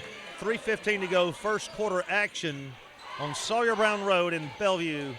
Really a good offensive set that time, Coach. Jaden had a good look in the short corner, just didn't quite get it to fall, but good hustle on the rebound and patient moving the ball around for the open shot from Jalen at the top. Both teams, I think, very well prepared, both playing a pretty good game. Here's Luce inside and one as he draws the foul on Jaden. And Luce, he's just an outstanding athlete. He is, and again, the grandson of former Austin Peay coach Dave Luce, and his father is the coach, helps it, as well. And Coach Dave Luce on the bench helping at Clarksville Academy, and it's in the genes and the bloodline, and it was good take right there, and a good hard foul by Jaden, but he picks up his second early and has to come out for Caleb Tyson. Luce knocks it home, and they take a 4-point lead over the Eagles here at Nashville Christian, 14-10. Anderson looking inside. Caleb Tyson has checked in. Little handoff here action. Back to Luke. Shot fake, drives, hop back. Did it go? Off a little bit. Clarksville Academy running into front court. They've got a little bit of momentum. We want to cut this off here real quickly. And Will Mabry and Will Martin have checked in for Clarksville Academy as they set the court. 2-3 zone again. Caleb now inherits the job of working down inside and gave up a little bit of an easy feed right there, but good defense and now a travel. Good hustle. And they had two posts there beside each other, one screen for the other, got a little baseline look. That's very difficult to guard. Yeah, that's how you attack the 2-3. You get the pass into the short corner, and then the high post dives down from the elbow, and there's a little bit of a sliver right there. If you can get it to, you get that good look. Right, they worked it very good. Here's Marsh in the front court. The Clarksville Academy's gone to 2-3 zone. Strickland out top. We move it to Anderson. Anderson swings in the corner to Catalon. Looks to Marsh. And it looks like they have gone to, looks like a soft man-to-man. Catalon drives, back to Marsh. Marsh to Anderson. Anderson on top, swings left. Good patience here by the Eagles, moving around in motion, and we need to let our man back cut there. Almost on the way. Jalen gets it back. Over to Anderson on the right side. Looks at Caleb Tyson inside. Strickland now driving, throws one up. And it was truly a throw up there. Trying to draw anticipated a foul call, and again just kind of let the ball go, and it was not really with the intent to make the shot. So Clarksville Academy ahead 4 with the ball, 1:20 to go, first quarter action, and they tried the oop again. That time Anderson got a fingertip on it. We control it. The steal, Jalen Marsh into front court. Again, facing what looks like a little bit of a sagging man-to-man, and Jalen draws the foul on the penetration. It's going to be a foul on Donovan Hardison. That's the team's third foul. Nolan Johnson checking back into the game for the Wildcats. Eagles are going to bring the ball in, looks like underneath on their baseline. 1:08 to go, first quarter. Matt McCleary checks in for Josh Strickland. Matt, a sophomore with a lot of playing time last year as a freshman, and is a good ball handler, a good shooter, and a really good defender. Caleb Tyson going up strong right there, but again, like to see that. That's something we've been missing a little bit. Nice job. They set a little high-low screen for him. He came off of it, screened the screener there, and he draws the foul, and we can cut it to 2 at 1:06. Action in the first quarter. Caleb eyes it, guns it, makes it. Tyson, a junior.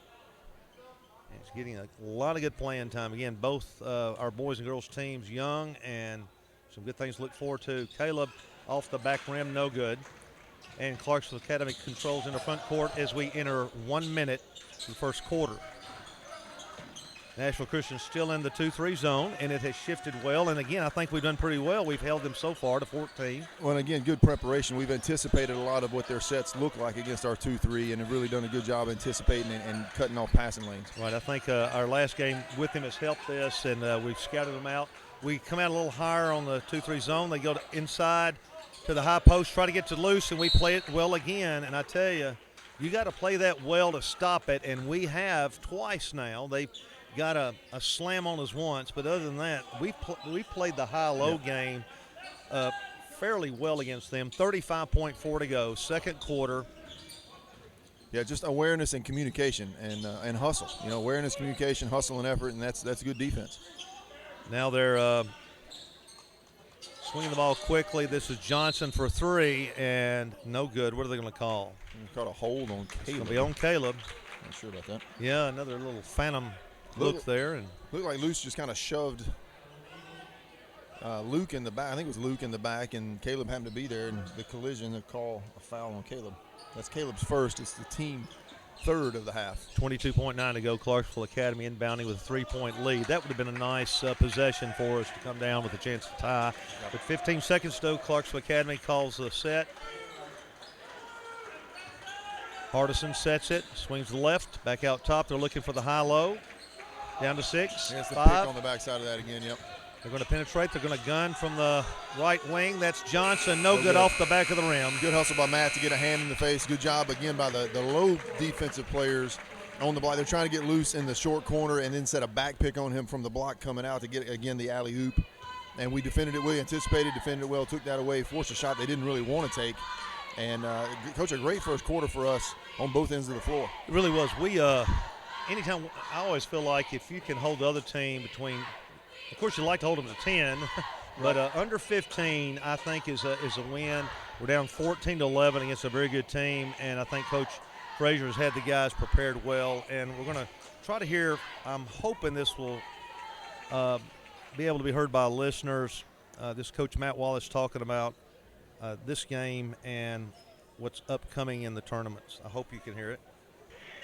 All right, Coach, your thoughts on this game tonight? Well, anytime you come to Nashville Christian, it's going to you know you're going to get a tough matchup, and it's a tough place to play. And in our district now, starting the second round, going through the district the second time, they know what we're going to do. We know what they're going to do, and it's about effort. And so every matchup that we go through in the second round is going to be tough. And I have all the respect in the world for Nashville Christian. All right, we'll hear more from him later. The Eagles set the court. We get a ball screen out top. Luke with a hop back, little off the mark. Kind of started that shot from outside his hip rather than, up around his shoulder, and I think that kind of threw off his timing and his snap release. He was drifting a little to the right. 14-11. The Academy got the ball. They're moving it pretty briskly around. They're looking again for that high-low. Go to loose, and they're going to call Jalen for pushing him in the back. And I think he did, unfortunately. He kind of pushed him in the hips as he was getting ready to jump. It was a good call. Threw off his jump a little bit.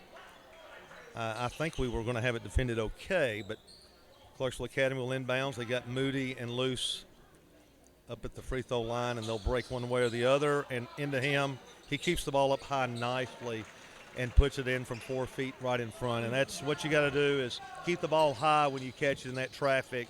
And he did an excellent job. 16-11. We're facing now man-to-man. Nice cut by Catalone, and now Marsh on top. Left side, Matt McClary. We swing it quickly. Catalone, shot fake, drives, hanging three-footer, no good. 16-11, 7:06 to go. Wildcats in the front court. And work against, there's the high-low. Luce gets it inside. And here's the little run here, Coach. We talked about in the girls' game. Yeah, they're finding a little rhythm, and Luce is working hard. That's his 9th point already out of their 18. So he has 50% of the points, and he is the scorer down low for them. And, a good player, and he's going to work hard, and you got to just limit his exposure to the basket. McClary, 3, yes. From downtown, tickles the twine. Matt McClary.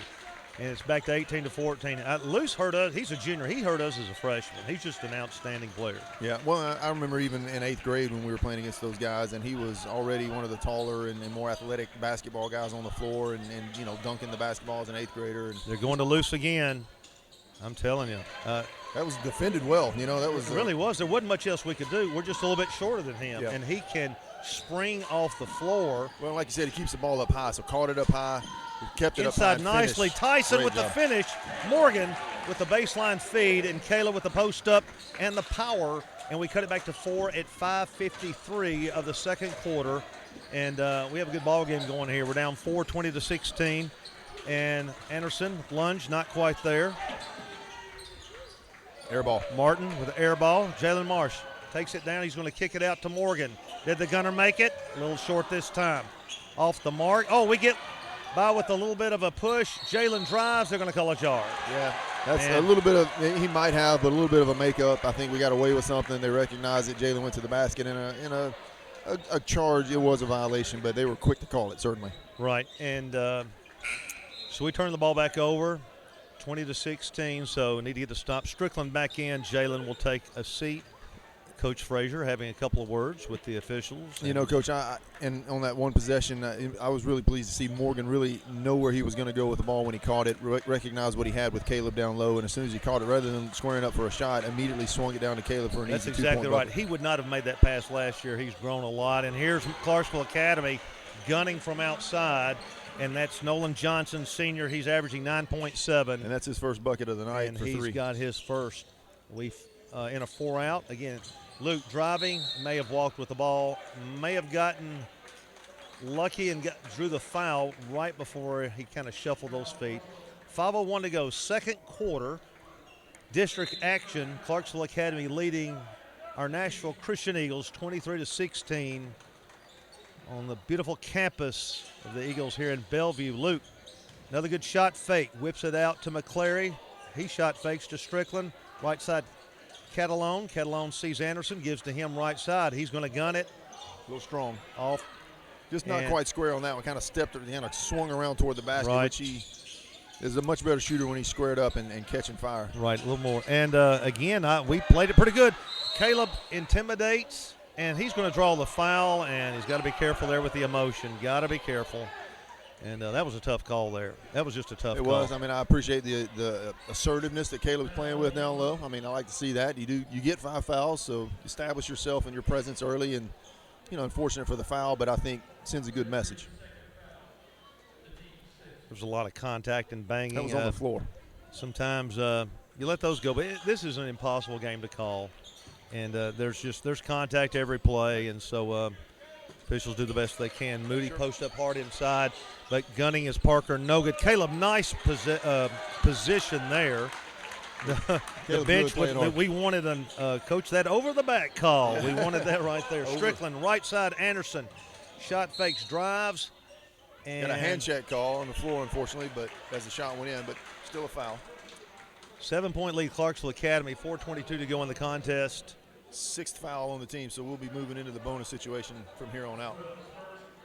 Both teams will, in fact.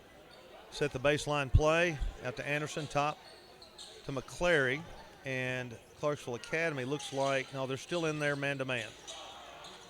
Catalone out top to Strickland. Strickland brings it on top. He's going to lose the ball, and hopefully Matt will run it down in back court, pushes the ball back up to the top of the circle. He's going to penetrate, and he's going to lose it. Try to do too much. Johnson with the steal. He whips it. He tries to do too much, but he gets it back, but they're going to throw it away. Catalone with the steal. Racing into front court. Down 7. 3:52 to go. Luke pulls out of there and sets the court. Anderson on the left side, but Luke drives. Hanging leaner, and I think we're going to have on the draws the floor, foul. which is going to be a 1-on-1 situation. And Coach, again, we're down 7, but the game feels not that they've got this big lead, but it just feels closer than that. It's been a well-played game by both teams. And Catalone at the line, guns it, makes it. Good shot.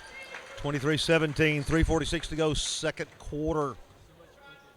Hope you're enjoying the action here. Hoping those of you that can't get out, live stream has been a great blessing.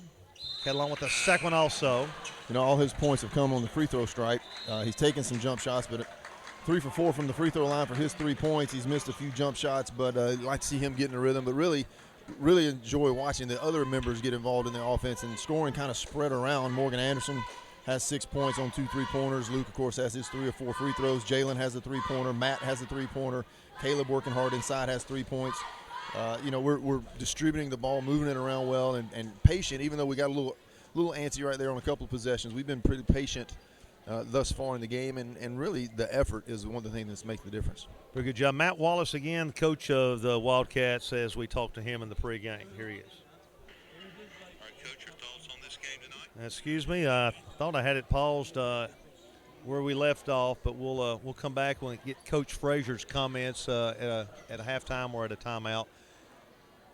So we are still in timeout before the action resumes at 23-18.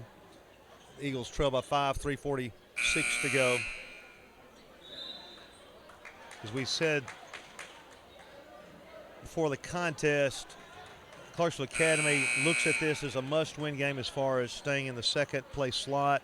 We need it badly to try to stay in that sixth place. And, you know, you hate to play this game, but you just do. You want to avoid good pasture. Yeah, I mean, you want to avoid good pasture they're to at the finals. They're at the top of the heap, and so the better position you can give yourself to advance, you know, and you got to play well against whoever you play in the tournament. But certainly being in the opposite bracket there would benefit whoever winds up. Parker misses a three. The ball is battled for, picked up by Strickland, brings it to Catalon in front court. And he's got it back to McClary. He's gunning it. He's making it.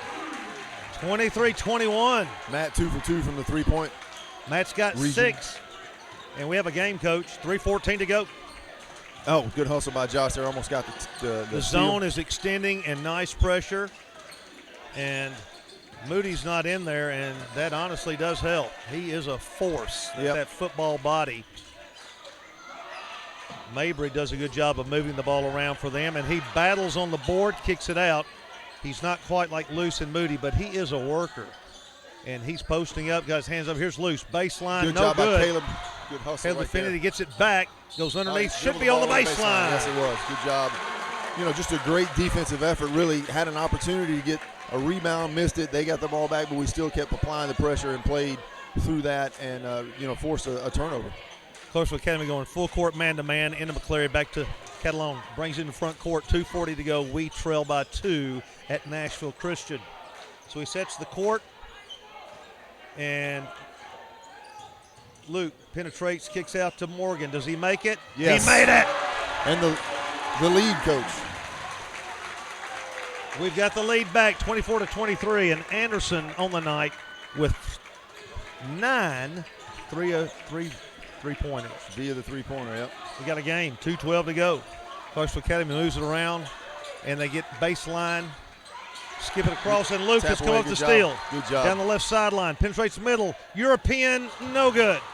Right idea, just wasn't quite able to finish. I think he was anticipating a different move from the defender. I think so. Clarksville Academy quickly in the front court, and they get to Luce. Luce powers inside and shoots over the double team, pounding it off the glass.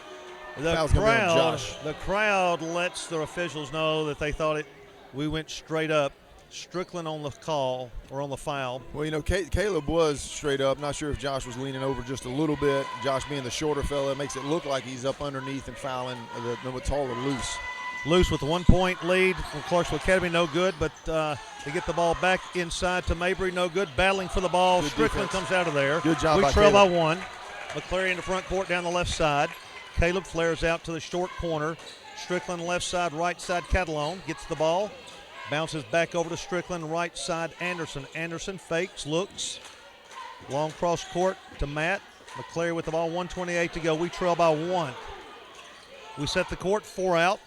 Not a lot of ball screens today, and they called a walk. And that was not Coach I don't know where that came from. And the other thing is that I wish, again, I hope we don't get called in here, but I wish they would let it go in the college where if it's not an advantage, if you're not sure, let it go. Yeah. If it's a 50-50 call, let it go. I wish high school athletics would loosen up, give the advantage to the offense, keep it an offensive game.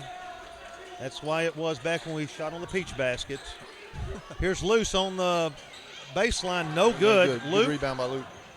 Outstanding rebound. Catalon in front court. Oh, he throws it away. He committed, got in the air. 1 minute to go.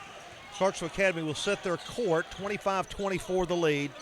We've got a 2-3 zone. This has been a low-scoring quarter. Inside Luce, shot fakes, powers in. Yes, he's a player. And Clarksville Academy wants a timeout. Interesting timeout by Coach Wallace as they've taken a 3-point lead, 48.3 to go. So very interesting timeout there by Coach Matt Wallace. Well, I think what he wanted more than anything was an opportunity to talk to the official about something. He spent the first 15, 20 seconds of the timeout speaking to the official. So saw something he wanted to get on the books, and sometimes that's a little bit of the gamesmanship. And, I think, Coach, my favorite thing I've seen so far, aside from the effort and just the intensity of our defense, are post players really playing good defense, as we mentioned. That's going to be a key in this game. Luce is going to be a guy that scores. You got to try to just limit him, contain sort of his opportunities. and then with Moody and the other post players in there, just really contest their shots, force them to go up with the ball. We have, and those guys have been ineffective, and we've gotten some good loose ball rebounds, and our defensive presence has really been felt here, and I think that's been the difference in this game. I tell you, I'll take this against a team like Clarksville Academy. 27 points so far. Luce has gotten loose, I believe, is that 13 points in the first half, so he's had a good half, and he is just difficult to stop. And you're not going to shut him out. You know, they practice every day also. Yep. And what you want to see here, Coach, with 48 seconds to go is just to finish the half well. You don't want to give up that run we've been talking about, and I don't want to speak death over that. But, just possess the ball, take good shots, make sure that if you can, you get the last shot. 2-2-1 full court press. They're going to trap out top, cross-court pass, Strickland inside, and we just tried to attack too early. Coach Russell wanted to hold the ball for one shot, and that's a big turnover. 27-24. Just force the action. Again, that trying to do that early in the quarter's okay. Yeah, but you want to hold for one shot. Just a freshman mistake, the ball. They were putting some high pressure on the ball. It was a long skip pass. The crowd's into it. Josh saw an opening. He kind of went toward the basket and then really didn't have much of an option except to try to slide it to Caleb along the baseline, and it just went out of bounds. And Clarksville Academy will hold for one. Baseline, new man in 33, Jeremiah Smith, and they're going to kick it left side. Hardison will gun it and make it. 8 seconds to go. And there may have been a delay of game on Clarksville Academy. I'll tell you what, that gives us a chance to set something up right here with 8 seconds to go in the half. 8.1 we'll have on the baseline. Clarksville Academy, second time in a row, 2-2-1, full court press, 30-24. Luke to McClary. McClary looks, clock running down, 6 seconds. Josh front court. Hope we get it off. Luke from 30. Bounces off at the buzzer. Nice look. The ball bounces away. Clarksville Academy takes a halftime lead of 30-24, and Coach, I think it's really two good teams. I think both well prepared, and we have a good basketball game here on Sawyer Brown Drive. Yeah, and I think if you told us and Coach Fraser and the staff and the players, look, you're going to play hard the first half. We're going to get a lot of good things going. We're going to play great intensity on defense, and going into the half down 6, scoring 24 in the first half against a very good defensive Clarksville Academy team, I think he would take it, all day long, and really had the opportunity there at 27-24 to maybe get a shot to tie the game or cut it to 1. So just, kind of lost a little bit of it right there at the end, but certainly not what we would define as a run, and showed ourselves well in the first half. And really with one of our primary scorers, Luke Catalone, only coming in with 3 points on 3 free throws, if he can get going on the offensive end, the jump shots and 3-pointers, that'll elevate our potential to close the lead and maybe even take the lead here in the second half. And Luke is transferred in. He's a junior, so he doesn't really have a whole lot of varsity experience. So this is his year to really learn. And when he is able to contribute 15 and 20 points, which he's going to be able to be capable of, it's going to change the complexion of this team. Hopefully that can happen by tournament time. I imagine the first thing Coach Frazier addressed was that last possession where we were down by 3 with a chance to tie. And again, it's just almost a jinx. Every time you force that, the team is on the other end going to rip one. It's almost, you just pay for your sins there. It happens so often. But again, as we watch this talented group of students gunning it from 3-point range, it's just exciting to watch.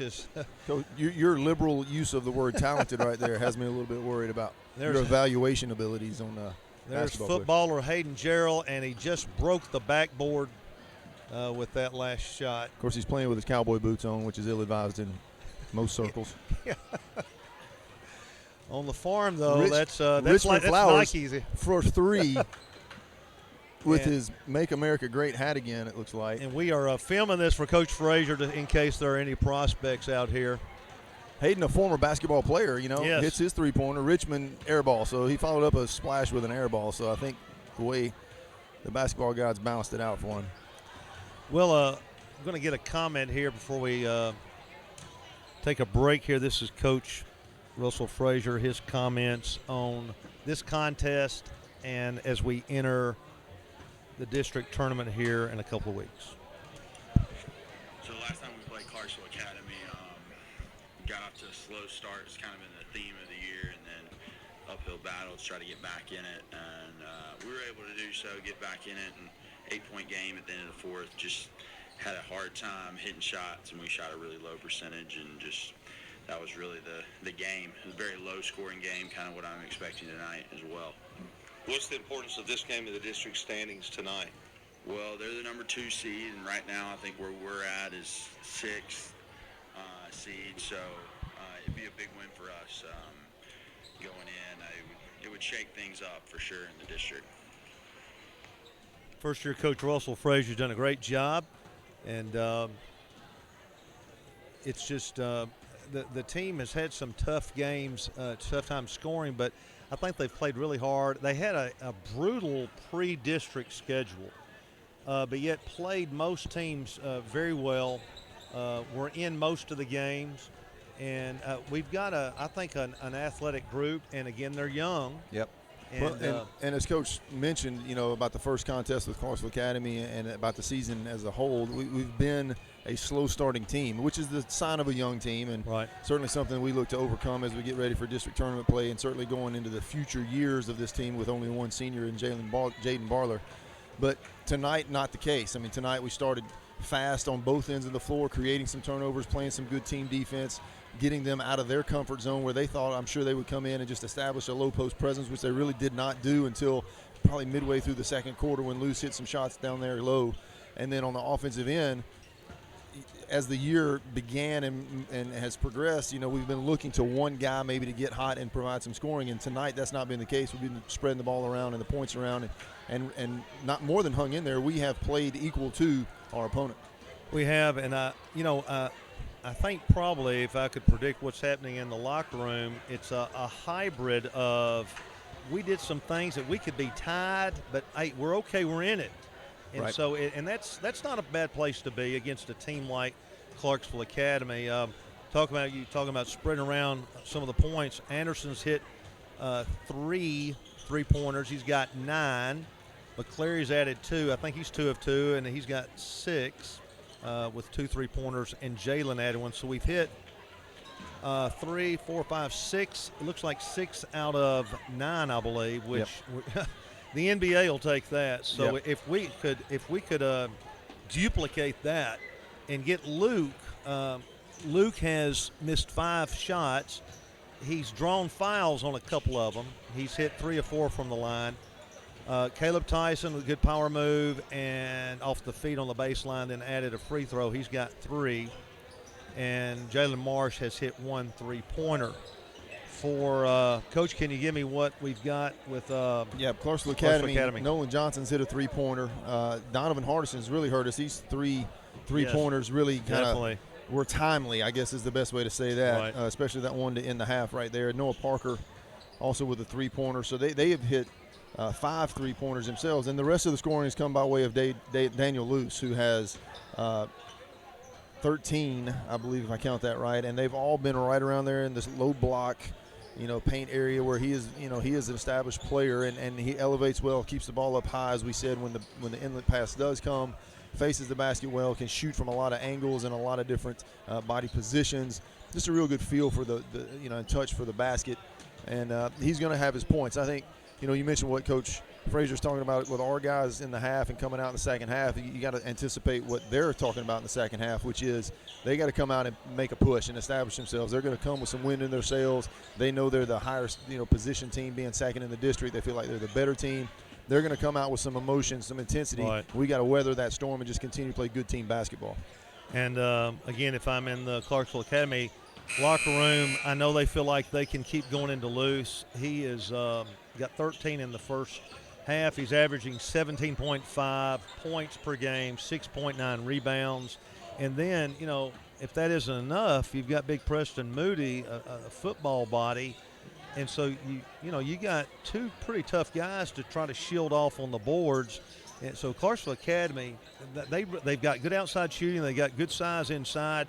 I think their kids are pretty smart, but we're right here in the game. We got a young team, a first-year coach, young kids, and I think it's been a good performance. And again, we got to weather any run. The first 3 minutes of the third quarter are usually the most important of the game. A lot of games have been won and lost right at the beginning of the third quarter. I'm sure Coach Frazier has mentioned that to the guys. Yep, and true and across the sports, as the football coach, we always talk about it too, and football timing is a little different, so we always talk about the first 5 minutes of the third quarter coming out of the half. Same thing. Who's going to establish the leverage, if you will, of the second half and play from a position of strength and the higher ground, so to speak, with momentum, with right.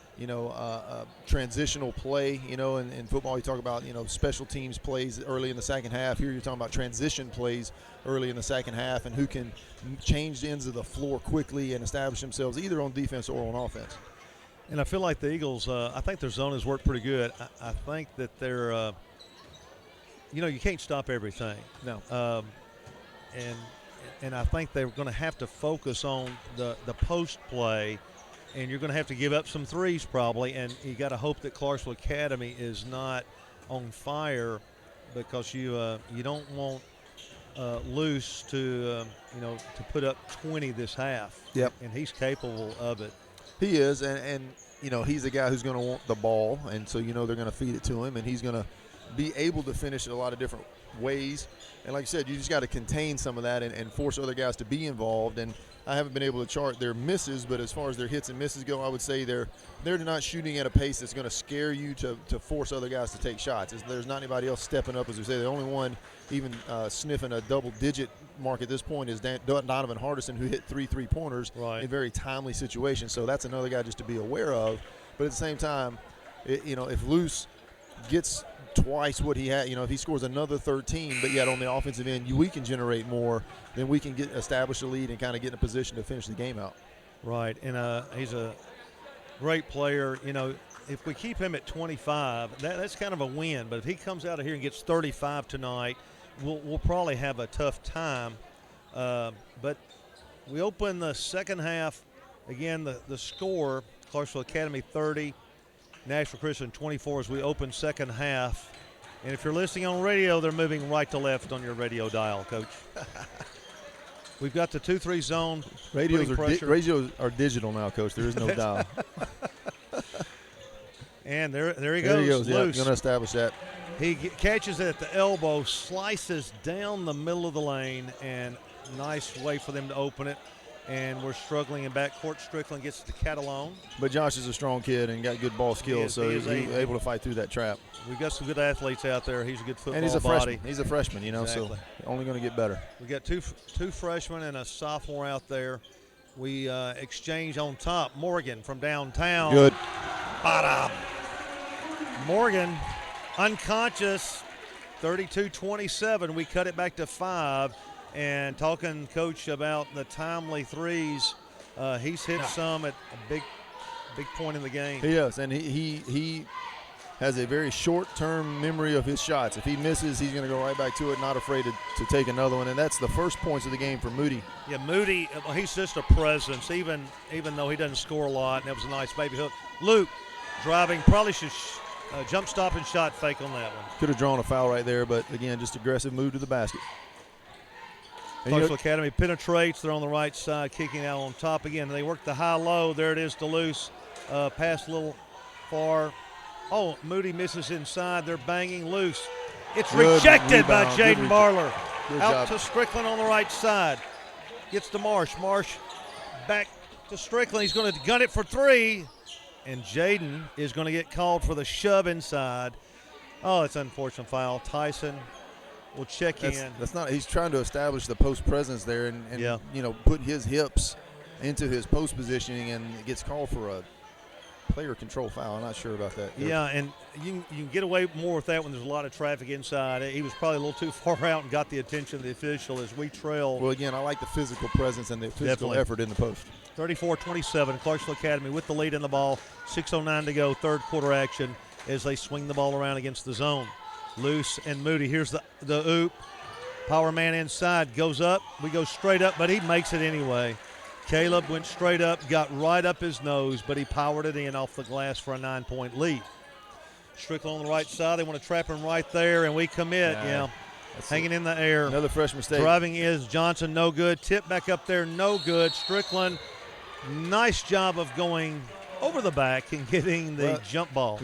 Josh is a great athlete. Obviously went up and is strong enough to go up and get his hands on the ball and just be firm with it. And it looked like some contact, but really it was just two guys wrestling over the ball, and Josh is going to win that in a battle of strength. Okay, we face the press 2-2-1 again as Clarksville Academy is throwing that in every so often, and it is bothering us a little bit, and it did then. Unfortunately, they knock it out of bounds. Coach is trying to put them in spots. Well, and the right idea by Matt, just kind of, a little bit of length on that pass gave the Academy defender a chance to anticipate and get a hand on it. Just tap it out of bounds, not a turnover, just maybe ill-advised. Marsh sets the court left side. Anderson, he wants to really gun wanted it. To shoot it. And Jalen on top, swings to McCleary on the right side. Kellon runs the baseline.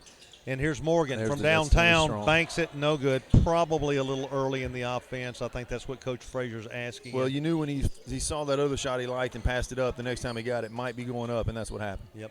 High post Moody, they pop loose out there on the baseline in the corner, swinging around nicely. They run that high-low. They're going to lob again. They love to do that.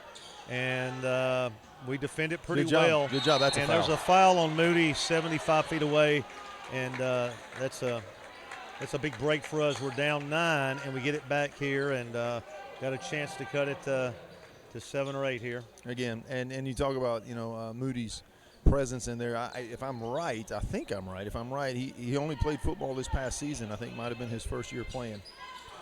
In the middle, we beat the press. Catalone in front court. Nice shot fake, but he lobs it a little too softly, but we're going to get a foul called in our favor with Marsh getting fouled at the midcourt line. 4:47 to go third quarter, 36-27, and we're right there.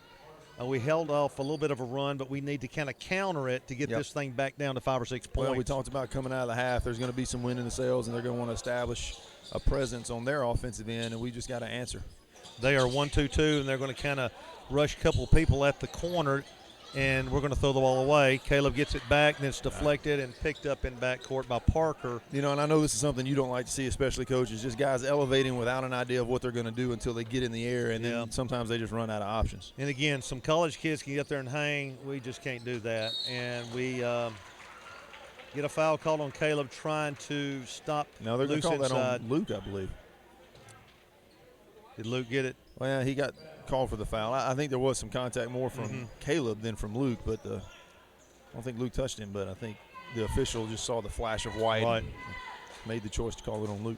Luce at the line, 4:19 to go third quarter. His team has a 9-point lead. Well, Luce bounces, guns it, no, it's in and out. In and out. Unfortunate there, but should this be a shot that goes in, like you said, we've been playing equal to the opponent, come out in the first 4 minutes of the third quarter, and it's all of a sudden potentially here a double-digit lead, and it doesn't feel like it should be. Exactly. They've outscored us now by 4 second half, but it's a 10-point lead. And 4:17 to go as we try to break the press. We get it to Luke in the middle. He drives, pulls it back out. Nice decision there. Cross court to Matt, and again, we need to square body up and pass fake to get your body balance. And the pass fake freezes the defense. No matter who you are, you're going to get frozen. You have to honor a pass fake because you don't know it's a pass fake. Yep. And here we are, the first 4 minutes of the half, and where they've been patient to get the ball inside of their post players, we've been a little antsy on the offensive end and trying to do maybe a little too much and something that's sort of outside of our skill set right now. Here's Luce getting it to Johnson. He guns a 3, no good. Gets it back. 3 seconds. Kicks out. They gun another 3, no good. There's Luce, and you've got to get a body on him. Parker missed the 3, but Luce. Yeah, you can't make it a jumping contest down there. Tell you what Luce does, he looks at every shot as a pass to himself, and that's what a great rebounder does. He's going to assume the shot will be missed, and so he's going to go get it. And he doesn't do it half the time. He goes every single time. He's just a great player to watch. Not as fun since he's not, on our team. Yeah, I don't enjoy watching him. We don't enjoy it quite as much when it's the other color jersey. And he's got in the corner, and they swing the ball around. We almost get a steal there. And they go inside of him. Jaden played it nicely. Catalone comes up. He doesn't have a dribble. Smart play. Smart play. We're down 10, 3:24 to go to Anderson. And smart play of not gunning that up. He brings the ball out top right side McClary as we set the court. That's Marsh in the corner. And a four out offense right there, and they're going to call a double foul. They called it on both of them, and both players are a little aggravated. Well, I'm glad they called it on both rather than just one there. And I think that's 4 on Moody. It might be 4 on Jaden. I'm not sure. So they set a screen for Jaden. He flashes. We throw the ball away. Yeah. And Clarksville Academy will control it with a 10-point lead, 3:08 to go. You just don't want this game to get above 10 points. Moody posts up hard inside. They're going to gun from outside, and that's Johnson with another three. He's averaging 9.7. And the Eagles are going to call a timeout. The lead has built to 13. 2:57 to go, third quarter, Coach. Well, and I'm sure that, the talk in the huddle is going to be settle down on the offensive end and take care of the ball. Get the good shots we were getting in the first. We're not anxious. There's no reason to get in a hurry right now. Just got to work our way back in. And I'll tell you what I would do, and I don't know we're going to attempt this, is if Moody's on the floor, get the ball inside and try to draw him his 5th foul, because just the combination of Moody and Luce down on their offensive end, our defensive end, has given us some trouble. If we can eliminate half of that.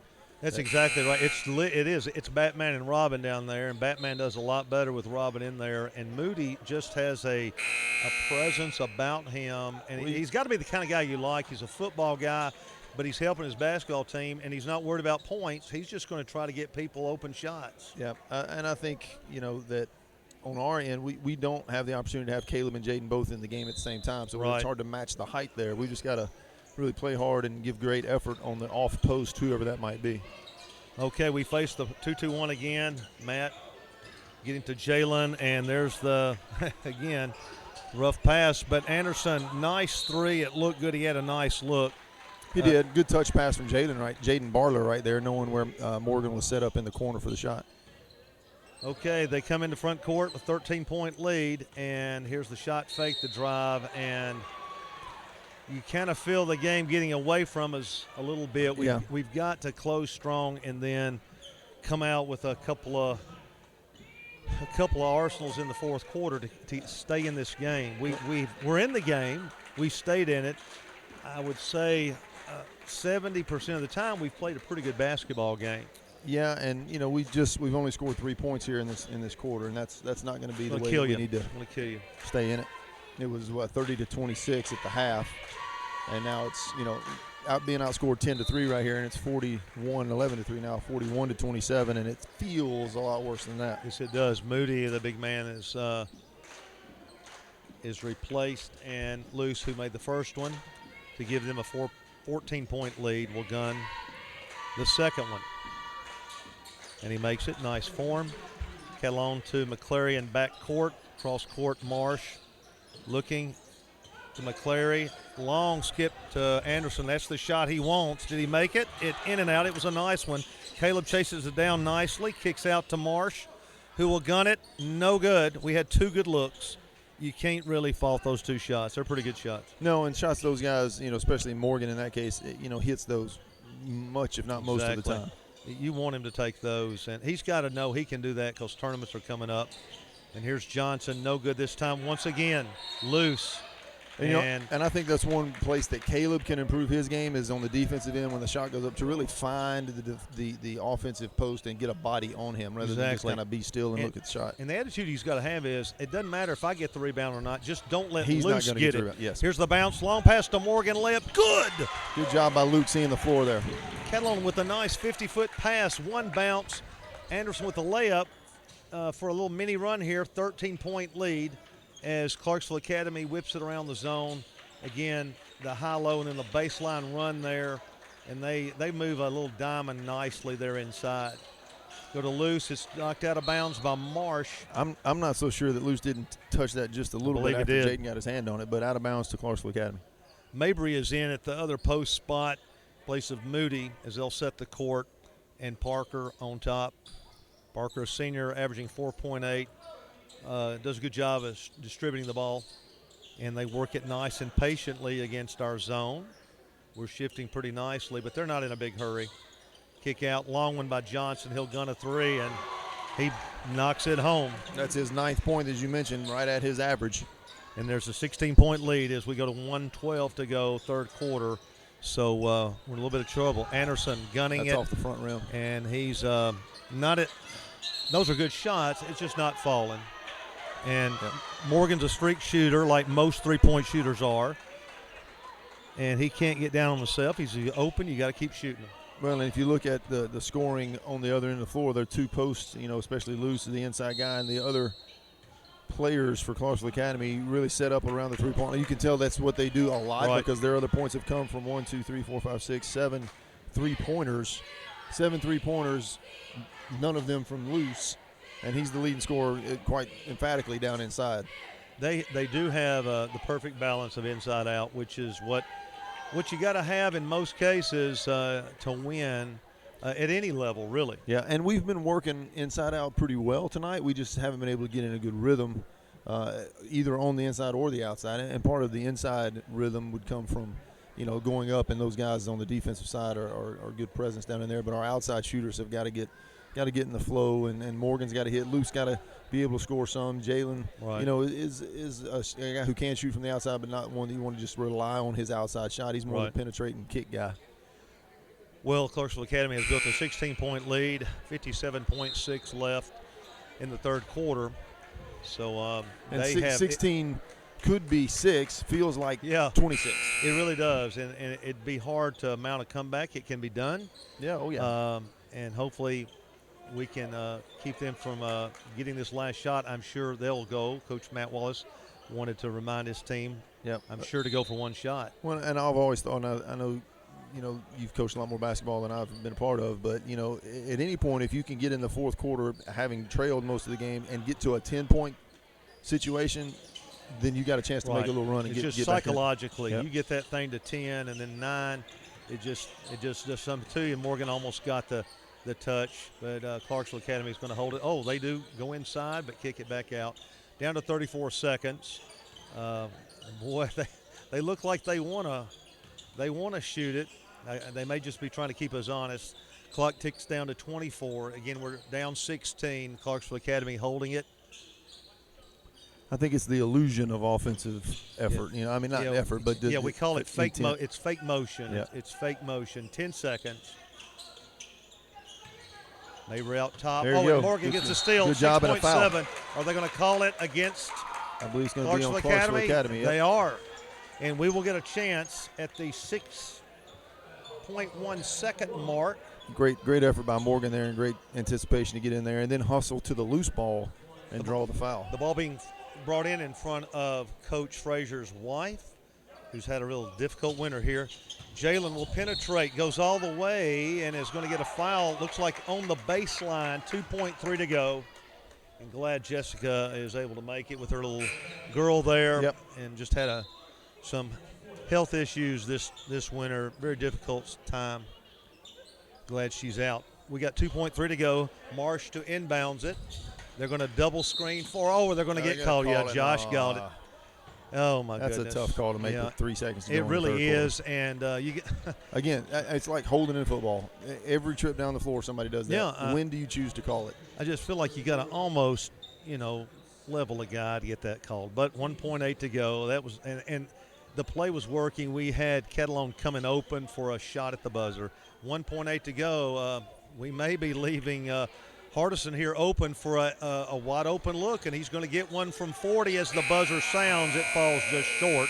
We should have come out and extended there, but we go to the fourth quarter down 16, Coach Jeff. Well, I think like we talked about a few minutes ago, at 16 feels like 26. It's really not. Could be a lot closer. And going it with 8 minutes to play, we finished that quarter defensively with a good defensive possession right there as they were trying to hold it for the last shot.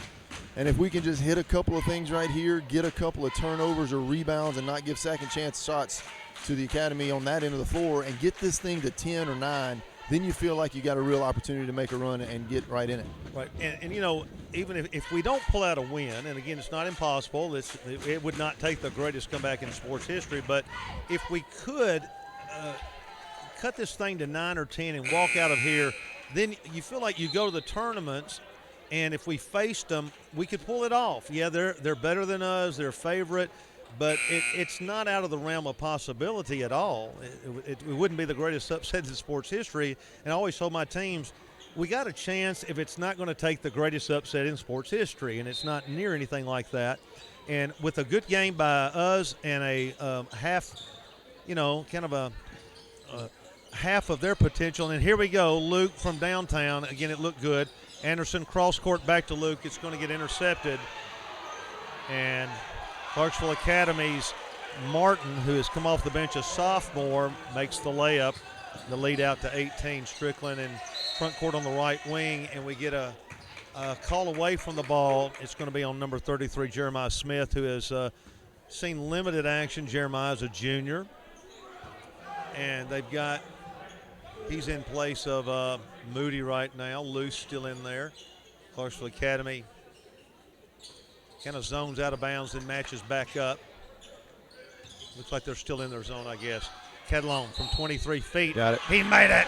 That's going to count. And then Luce gets a foul on the backside. So we're going to get a 3-point play. And the possession. So we can get a 5 or 6 point play on one trip. Yeah, and that's a shot Luke needed to hit because he's definitely been 0 for the field. Tonight he has hit some free throws, but that's his first field goal. And, certainly somebody that you want to see get some confidence in that. He has confidence, right. But just get a rhythm tonight and finish this game well. Tyson will be at the line for 1-1. He guns it. Oh, boy, that looked good off the back rim. Needed a 5-point play right there. Would have been nice. Yes, so we don't take advantage of that call. 42-37, 7:20 to go. Clarksville Academy patiently walking the ball into front court and swing it down to the baseline and back out top. Luce and Jeremiah Smith working inside. And we get a travel, unforced error on Johnson, so we take possession, so maybe we can get it back what we missed last time. Again, 15-point lead, 7:07 to go. Still got a chance to get this thing down under double digits. Marsh in the front court against the trap, gets rid of it to Strickland, who penetrates, floats in the air. They're going to call him a charge, and that's unfortunate. Tough. Coach. Yeah, he made it. He kissed it beautifully off the glass, and man. And, elevated, I felt like, at a good angle, and the defender was in a position to have some contact, but I'm not sure that it was over the top of the defender. It was more just around, through on an angle past the defender. Again, I wish in high school you just had it was the policy, if it's 50-50, goes the offense. Keep this an offensive game. Yep. Okay, 15-point lead. Clarksville Academy, 6:44 to go in the contest. They are taking care of a 15-point lead right now. And patiently waiting.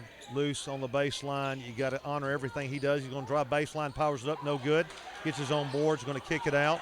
Johnson will gun it, no good. And they're going to probably call the big man Jeremiah. And I got to tell you, Coach, that's going to be a foul on Jeremiah, which we appreciate. But again, I'm not sure. I'm not sure what that was. It was just two guys trying to post for position on a rebound right there. And that's kind of just the nature of high school basketball. It's a little bit frustrating because and it's a catch-22. We want them to let it go, but then, the big thing, if you protect the shooter, to me that's the primary thing in calling fouls is protecting shooters so a shot is not interfered with. And give the 50-50 calls to the offense. Caleb Tyson guns it, makes it. We cut it to 47-33, 6:25 to go in the contest. Coach Frazier pacing the sideline, hoping for a run here. Caleb bouncing, good. Net. Okay, we go 2-2-1 full court press. Clarksville Academy hadn't seen this. Maybe we can disrupt their flow a little bit. They work it patiently, keeping the ball on the left side, and they throw long into front court with Martin. And we wanted a walk there. And I believe it was merited. I think Moody may have shuffled the feet. Clarksville Academy pulls out a little bit. Now I think he walked in. So Luce has got it in the corner. Nice shovel to Moody, but he misses it, and Caleb comes up with it. And Coach Justin King, with his hands extended, frustrated with the fact that we didn't come away with that possession. Coach King, great fan of basketball and of our students here at Nashville Christian, a great addition to our faculty here at the game. He is the All-American guy and just a super, super young man. Here's Clarksville Academy looking for that diagonal angle inside, and Moody gets it. Nice kick out. That's what he can do with that size, Coach. Yeah, kick it and across. Can see those passes, and there he is. And there's the baby hook. Yeah. There it is. There's the Magic Johnson, Kareem Jabbar hook there, 49-34, and that looked nice there. Well, he's really an unselfish hard player. for me to say anything from Clarksville Academy looks nice, but I guess that was a good play. And here's Anderson gunning again, and he filled it that time. We call timeout. That looked nice better. Stroke. It really did. And that'll help the confidence. Little things here make a big difference. We get it to 12, and again, still 5:23 to go. And, we've cut it to 12, and we've got a little something to go in, a little juice here somewhere. But that's only our 10th point of the second half. Yeah. We've played a quarter and a half almost and only scored 10 points. We've got to get more production on the offensive end. Right, and just several possessions where we would get a little crazy foul call or threw the ball away a couple times on the press. And, again, just like in the girls' game, 2 or 3 possessions, and we're right in the middle of it. Yep. So, again, 12-point lead. We're still definitely in the thick of it. It will take a good run against a tough team. But, again, if you'd like to get out of here naturally with the win, but keeping this thing under 10, I think psychologically could help us a lot, knowing this is the second-best team in the district. Yeah, and the margin is – from the talent standpoint, it's closer than it feels. It's just the gameplay is a little more polished, at the Clarksville Academy side than it is. It just looks a little bit, unfinished on our side. Right. Just in terms of being able to complete possessions, being able to secure the ball, being able to get the rebounds. It's just a little bit of polish that we lack. That is easy to to get to. We just gotta work on it and got to put it in practice. Luce comes up to get the inbounds pass against the press. We rotate, and Clarksville Academy struggling a little bit, but they break it with Parker coming up in the middle. He brings it out. Looks like we're going to go with an extended 2-3 zone, and Luce gets it in the corner. They work the ball to Johnson. Johnson, looking at the high-low situation, is going to skip cross court to Hardison, who pulls back out. A little bit of a double team comes out. They wanted to throw it, and here's where they really create problems, and they get the penetration. No good. Moody, yes, banging, getting it back, powering it nicely off the glass. Well, one thing you see, against our 2-3 zone, which is the way to attack a 2-3 zone, is to overload the side and force. Tyson, good job by Caleb. Sorry, Coach, go ahead. No, just they're overloading one side of our defense and forcing 3 guys to guard 4. We found Tyson nicely all by himself, 51-39. Back to 12, 4:20 to go. Fourth quarter action here on the parquet floor. Sawyer Brown drive. I guess we're Sawyer Brown Road. Loose. Gets it on a high, low post area. Bounces to Moody. They're going to lose it. Could have had a turnover. But it's picked back up. And Parker will set the court, penetrates, pulls it back out. Driving Johnson goes all the way under, and nice play. To get it to the big man once again. That's his 10th point, and all coming in the second half, Coach. Right, and Moody, he's been a big difference here. And they're going to trap Luke, steps through it nicely, gets to Jalen. Jalen takes it all the way on loose. That's a block. Yes, it is. Got a nice finish, a nice call by our official, and nice play there by Jalen, who took it. Luke was trapped in a good trap at midcourt up in the corner and stepped through it. You like to see a good, strong step through. Yep. Cuts the lead to 12-1, and we've got a chance with a stop to get this thing under 10. 3:37 to go. And one thing you see with the maturity of Luke as a junior player, and I know you said it, as he mentioned, a transfer student who hadn't had a lot of varsity minutes, but the poise and the confidence to know this is a trap. I'm just going to get low and step through it and be strong, and that's exactly what he did. And though Luke, I know he wants to score more, and we want him to, and he's going to. For a kid who has not had a lot of court time to now, he plays with more confidence and maturity than he actually has, and that's going to be incredible next year. Jalen completes the and one, and we're down to 11. 3:37 to go. We need a stop here. We rotate nicely. Matt putting good pressure on out top. That's a little ticky-tack hand check there.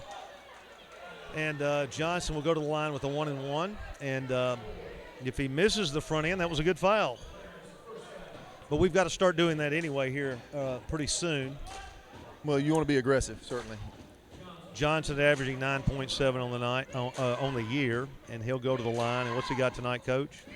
That'll be his first non-3-pointer of the night. That's his 10th point. Okay, he's hit 3 from downtown, and he gives his team a 12-point lead with that toss. Second one, back rim. Battle for, we're going to get a jump ball, and it's going to go to the Wildcats on the baseline. You know, we still refer to that as a jump ball, Coach. I wish they'd let him jump again. Get back to the free throw line and let him jump. It's a tie ball now. I think they started that because of middle school girls action. We were getting about 70 of those a game. So some of those games were taking 3 and 4 hours. 12-point lead, Clarksville Academy. This is Johnson. Is he going to gun it? He guns it. That's what he does. He makes it. And, boy, he's hit some timely ones. How many's he got? That's his 4th 3-pointer and his 13th point. All right, 12 of which coming from the 3-point range. 15-point lead. Caleb looking for angles inside. Jalen and Luke play catch. Luke penetrates back to Marsh. We swing in the corner. McClary will be off the mark there. Catalone gets the board, takes it back out. 12-footer hanging back.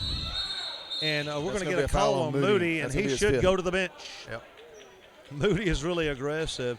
And, Coach, here's the thing.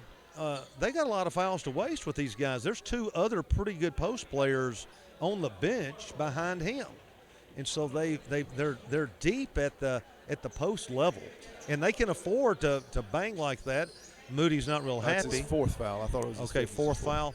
So he'll stay on the court. 3:01 to go. We trail by 15, and Caleb, nice aggressive play, will go to the line. Well, the shot goes up, you just establish some position for the rebound, and that time by doing such, he drew the foul from Moody, and Moody and Luce both, they go to the basket with some force, and if you're in that path, then you're liable to get that call because they're going to push you down under the basket so that they have a chance to get you out of position. Caleb bouncing eyes the mark with a 15-point deficit, and he's off the front rim. Not sure what our free throw percentage has been tonight, but I got to think we've missed a few that would have made quite a bit of difference as well. Get that thing under 10. 3:01 to go, 57-42. Caleb in and out. He shot that one better, but it rimmed out on us. And we're now going man-to-man, 2:54 to go.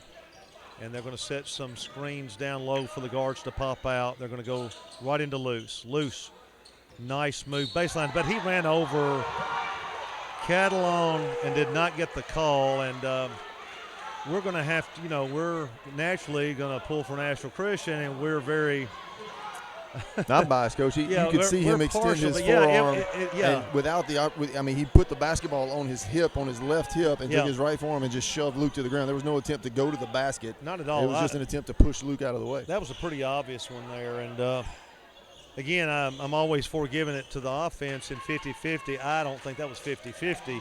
He did extend, put that ball on his hip like a football, and spun. And, we don't need to give Luce any help. 57-42. And we're getting to a point where a comeback is going to seem improbable, but, again, we'd like to finish strong and have just a tad momentum going into this weekend. Well, and what you don't want to see is to come apart at the seams right here. Continue to play good basketball and like we talked about earlier, work on the things we need to work on. Get some good passes, get some good shots, force a turnover or 2 on the defensive end, continue to play hard on the inside on both sides of the cross court to Anderson. Anderson will gun it. No good. Catalone with a nice board, tries to bounce it off the foot, but Clarksville Academy comes up with it. We're looking to trap in back court. Johnson handles it pretty nicely. Back to Parker, who will try to eat the clock. He's going to hand off out here on top to Hardison. Hardison with pressure from Marsh, trying to get the 5-second call. Inside to Big Moody. The man powers it. Will they call a charge? They will call a charge. Coach Matt Wallace doesn't like that one. I don't think either coach has liked a lot of the calls, but that's basketball. And 59-42, 2-11. And I thought it was a good call, but even if it was a flop, we needed a makeup from the one prior. Yeah. I like all the calls that go in our favor. So, that was a great call. Well officiated. Probably some of the best officiating I've seen thus far tonight. On that play. I think that captured it right there. So we trail 59-42 with 2:11 to go in the contest. And it's been kind of an uneventful game, kind of a calm game. Of course, you'd like them close with the crowd going crazy, but relatively good sportsmanship on both sides. And Catalon into front court here on the pass from Marsh. Back out on top, he'll penetrate. Catalon drives. He's got a nice left-hand finish there. Shot. And it's 59-44. We go full court man-to-man, and we're going to have to foul immediately. Jalen's going to come up and pressure Hardison. It's 1:48 to go. I think Coach won't say a foul here, or he may just say, let's play hard defense. See if we can get a 5-second call. And we did. We got a 5-second call, and that's what we needed right then. And let's see if we can capitalize on it at 1:43 to go. 59-44, Clarksville Academy leading your Nashville Christian Eagles here. Catalon, left side, Anderson, long skip to McCleary. McCleary, the pass fake, they're moving it nicely. Catalon with an NBA, yes! Bottom of the net. Like to see that. Coach Frazier calls an immediate timeout. We cut it to 12, and again, you like to see the kids continuing, even though the game may be out of reach, but again, down to 12, and nice little run here at the end. Yeah, and if you're, our guys right now playing hard and finishing this thing, who knows what we can do right here in the last minute and a half. But if where we've been and what we're trying to get to as we get to tournament play, you got to feel good about how we've competed tonight. On the other hand, if you're Clarksville Academy, you're up 12 right here with a minute and a half to go in the game, but you probably don't feel good about how you got in there, and I think that's the tale of the game. Well, I talked to Coach Frazier earlier in the day. He was probably supposed to be in class, but we don't have class on game days. He said that they're getting away from the ball screening action. He felt like that was kind of clogging things up, and I agree with him. I think they've spread the court out a little bit more into a 4-out. I think that's going to be something for the future. So, Coach, really tonight was a new look for us, and I think we've done pretty well. Down 12, 1:28 to go. Jalen is putting good pressure. Oh, that's all right. That's all right. Yeah. Hey, I'd like to have seen him see if he could play it out a little bit longer, but we're already down to 125. So I think Coach wanted him to play defense a little bit longer. Yep. But going for the the ball was kind of loose, yeah. So kind of, the effort for the ball, and you just got to be able to pull up a little bit, and could have, worked towards a 10-second call, but like you said, that gets it under a minute 20, and then that changes things a little bit too. 12-point lead. There you go. It was worth it. Hardison misses the front end. Now you got to get a rebound on a miss, but a good quick transition on a make right here as well. Down 12, 1:25 to go. Hardison, junior, averaging 3.1, guns it, makes it. So the lead 13. Here's Marsh into front court, racing past the timeline, gives to Anderson. He will gun a long one from the stands over there, no good. And Catalon with the good foul on the rebound. And again, Morgan's shot, it looked good. I think Coach wants a foul on the shot. I did not see. I was watching the ball. Well, the shot was on line, and then Morgan, again, probably some contact.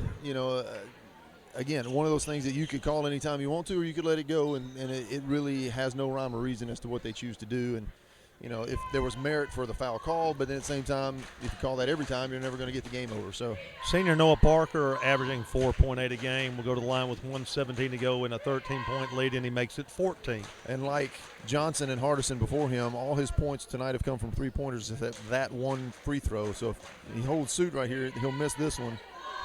And they've spread the scoring around, which is what you like, especially as you go into district tournament play.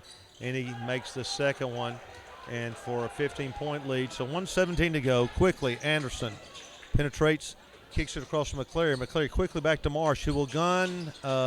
Backboard, no good. Catalon does a good job hustling after the rebound. Anderson on the baseline. They're going to give it to us. And unfortunately for Jalen right there, he was watching the defender approaching him rather than getting his eyes on the rim right there, and that made the shot a little off. Not a good feel at all, but Catalon goes to the boards nicely to get a deflected ball. They screen the screener, kick it out to Jalen. 1:04 to go. He penetrates, wish he'd kick it out, and he does. Catalon from the corner. Did he make it? No. Off the front rim, no good. Anderson, nice board. You got to be under control. Yeah, he just kind of slammed that one back up there. McCleary is going to try to go out and foul Parker in the corner to loose. Got to foul somebody. Got to foul him. 15-point lead. They got a tie ball situation there. Coach Matt Wallace is wondering about that one. And so is the Clarksville Academy faithful over there. They are less vocal than they would be if this was a 1-point game. Well, I guarantee they you. drove a long way and did pay the price of admission, so they need to get a little something out of that. So 62-47. We're in front court. 43 to go. Jalen over to Catalone, who guns it from NBA, a little short. He's going to make those eventually. He really is. all right, I think now we just 33 seconds to go. We may let it. I think we just let it slide here a little bit, because you don't want 15 and feeling okay about it to turn into 23 or 24 because you just fouled. Exactly. So again, Coach Frazier, he's given 5 to his guys. I think he's got to feel okay. You know, Yeah, you don't. it's one of those things you don't feel great because I don't like moral victories. Sure. And nobody does that coaches, but I feel okay. You know, Well, I feel okay. Every game is an opportunity to learn something, and so of course you want to win. That's the goal, to keep score. So that's the intent. But at the same time, you can take away some really positive things about this and then apply that towards later success, which is what we're going to do, I think. Well, we'll tell you the final score here at Nashville Christian in Bellevue, Tennessee. 62-47. Clarksville Academy defeating Nashville Christian. And appreciate Corbin and Will done a great job here with the camera work, and I think they've kept the camera on me, which is always a nice photogenic look, I know, for the fans out there. And I bypassed a modeling career to come out to Nashville Christian. And Coach Brothers had no comment to make whatsoever about that. I mean, what am I going to say about that? Yeah. I think you probably should have pursued the modeling career, Coach. Yeah. I think a lot of people have told me that. I think that goes without saying. But in the meantime, I was actually working while you were talking, so I'm going to give you a quick stat run right here. Yes, please run them down for us. Thank Morgan you. Anderson finished the game with 17 points and hit 5 3-pointers. So that's kind of what you expect from Morgan. 17 is a good number for him, and that range at 3-pointers is always something he can contribute. Luke was, cold early on. Other than the free throws in the first half, not a lot going on. Caught fire a little bit in the second half and finished with double digits, which is nice. Like to see him creep up around the 19, 20-point mark consistently as well. Jalen Marsh with 6. Matt McCleary with 2 3-pointers in the first half to get 6. Caleb Tyson with 7. And I tell you, the thing that the takeaway that I have for us among many is that we played hard on defense for the entire game.